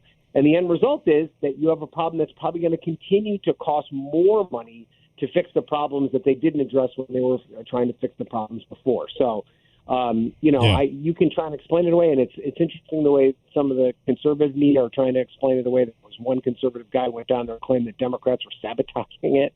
I don't know. I was just going to ask that. I wonder if it happened because it happened so quick. Is there any possibility that somebody put something in the water to make this happen? No, we talked to a marine biologist yesterday who said if you have a 2,000-foot stagnant, shallow body of water in 90-degree heat, algae is going to grow, unless you are shocking it with chemicals. One of the guys I worked with this morning said, how come my swimming pool, that's a stagnant body of water, why doesn't that have algae growing in it? And that's because we fill it with chlorine. Right. You don't fill the reflecting pool with chlorine because they want the wildlife in and around the pool to be able to utilize it. For instance, there's all kinds of ducks that are in the pool and things along those lines. There are no fish living in it, but there are other types of wildlife that take advantage of it.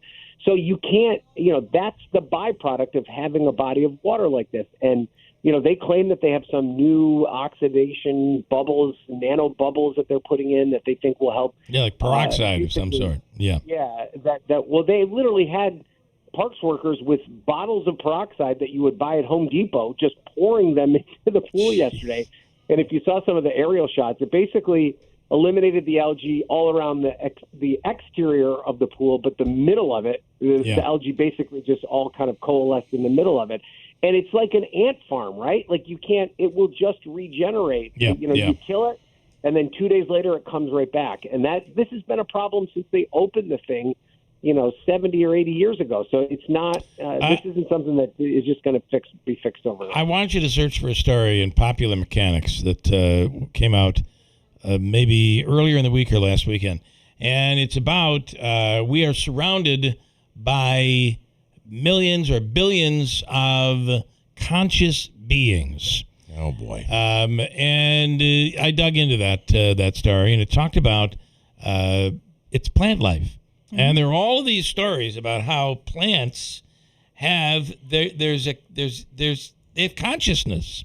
And they talk to each other. They talk to each other. They communicate. And this science project, this study was done based on science, and it proved that it's true. There is plants actually learn, nonetheless. You know what algae is? I'm just saying. Maybe there is some conscious intention going on here. I don't know. Are you suggesting the algae is smarter than the president of the United States? Maybe smarter than humans. I would just say maybe. God. Maybe so many things could be said right now. When it be careful when it comes to just pure intelligence and survival, right? Survival. It's biology. Yeah, it's a living creature. Yes. It was funny. I talked to two 21-year-old women who were down by the pool. It was actually one of them's 21st birthday, and the one girl said to me, you can't out-science science. Yes. It knows how to do this better than you. And listen, the other thing that's kind of interesting about it is that nobody was complaining about this, right? Like if you lived in Washington D.C., you kind of understood that that's the way the pool worked. And during this period of the year, there was algae in the pool because of the we see it at Sylvan Beach. We see it at Sylvan Beach every year. It's going on right now. By the way, Delta Lake State Park, I want to remind anybody just joining us, is closed to swimming until further notice. Guess why, because Ryan? of Guess blooms. Toxic algae. blooms. Yeah. The reflecting pool is also close to swimming, just in case anybody wants. Let Joe Biden know. I'm sure he's looking for another warm bath. I would simply say that weeds are unbelievably relentless, and algae is as well. It's not an easy fix, but it's one of those things. I don't know. We've all had them in our lives where you try to do something good, and it backfires, and you're like, I didn't have to do this. Why did I even do this? And that, to me, has got to be what President Trump is saying to himself right now. Yeah, and again, when you I think the reason that this is getting so much attention is, what appears to be this Iran deal that is on the verge of being signed, which no one has seen the language around. And, there are leaders at this G7 summit in Switzerland who are asking members of the media whether or not they've seen leaked copies of it. These are allies, people that we work with that haven't seen it. And so when you have these kind of pressing issues, when you have, gas approaching $5 a gallon, when you have inflation still on the rise, why is this the thing that President Trump is so obsessed with? I know. And it's not just the reflecting pool. There's, if you walk, D.C. is a massive construction zone right now, in large part because the president wants all these things fixed, and he wants them fixed in his image.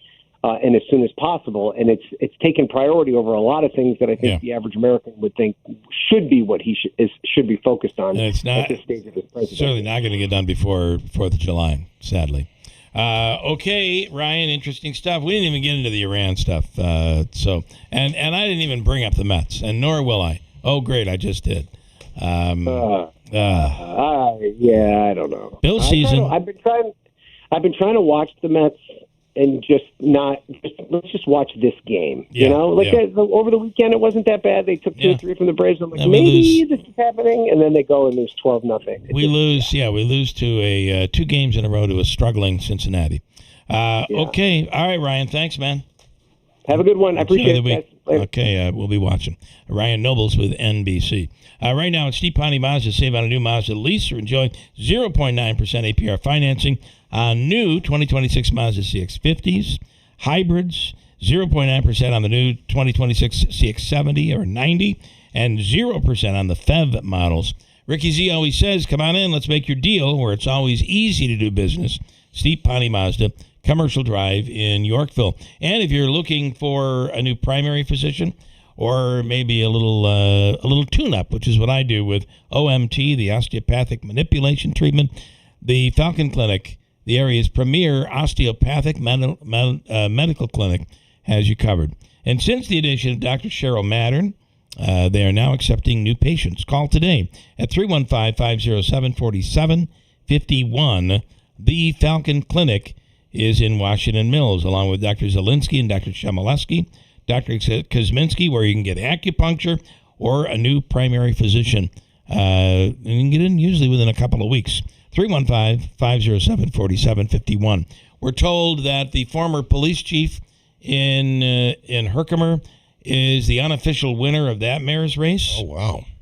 That's big news. And also, as we said, David Murray has done the impossible by beating the incumbent mayor, John Stevens, who was on the ballot. David Murray was a write-in candidate, won by an unofficial almost 2-1. There you go. From the WB Pain Insurance Studios, your news talk leader since 1925. WIBX 950 and 92.3 FM. Now the latest from Fox News. A warning to Iran ahead of a deal signing Friday.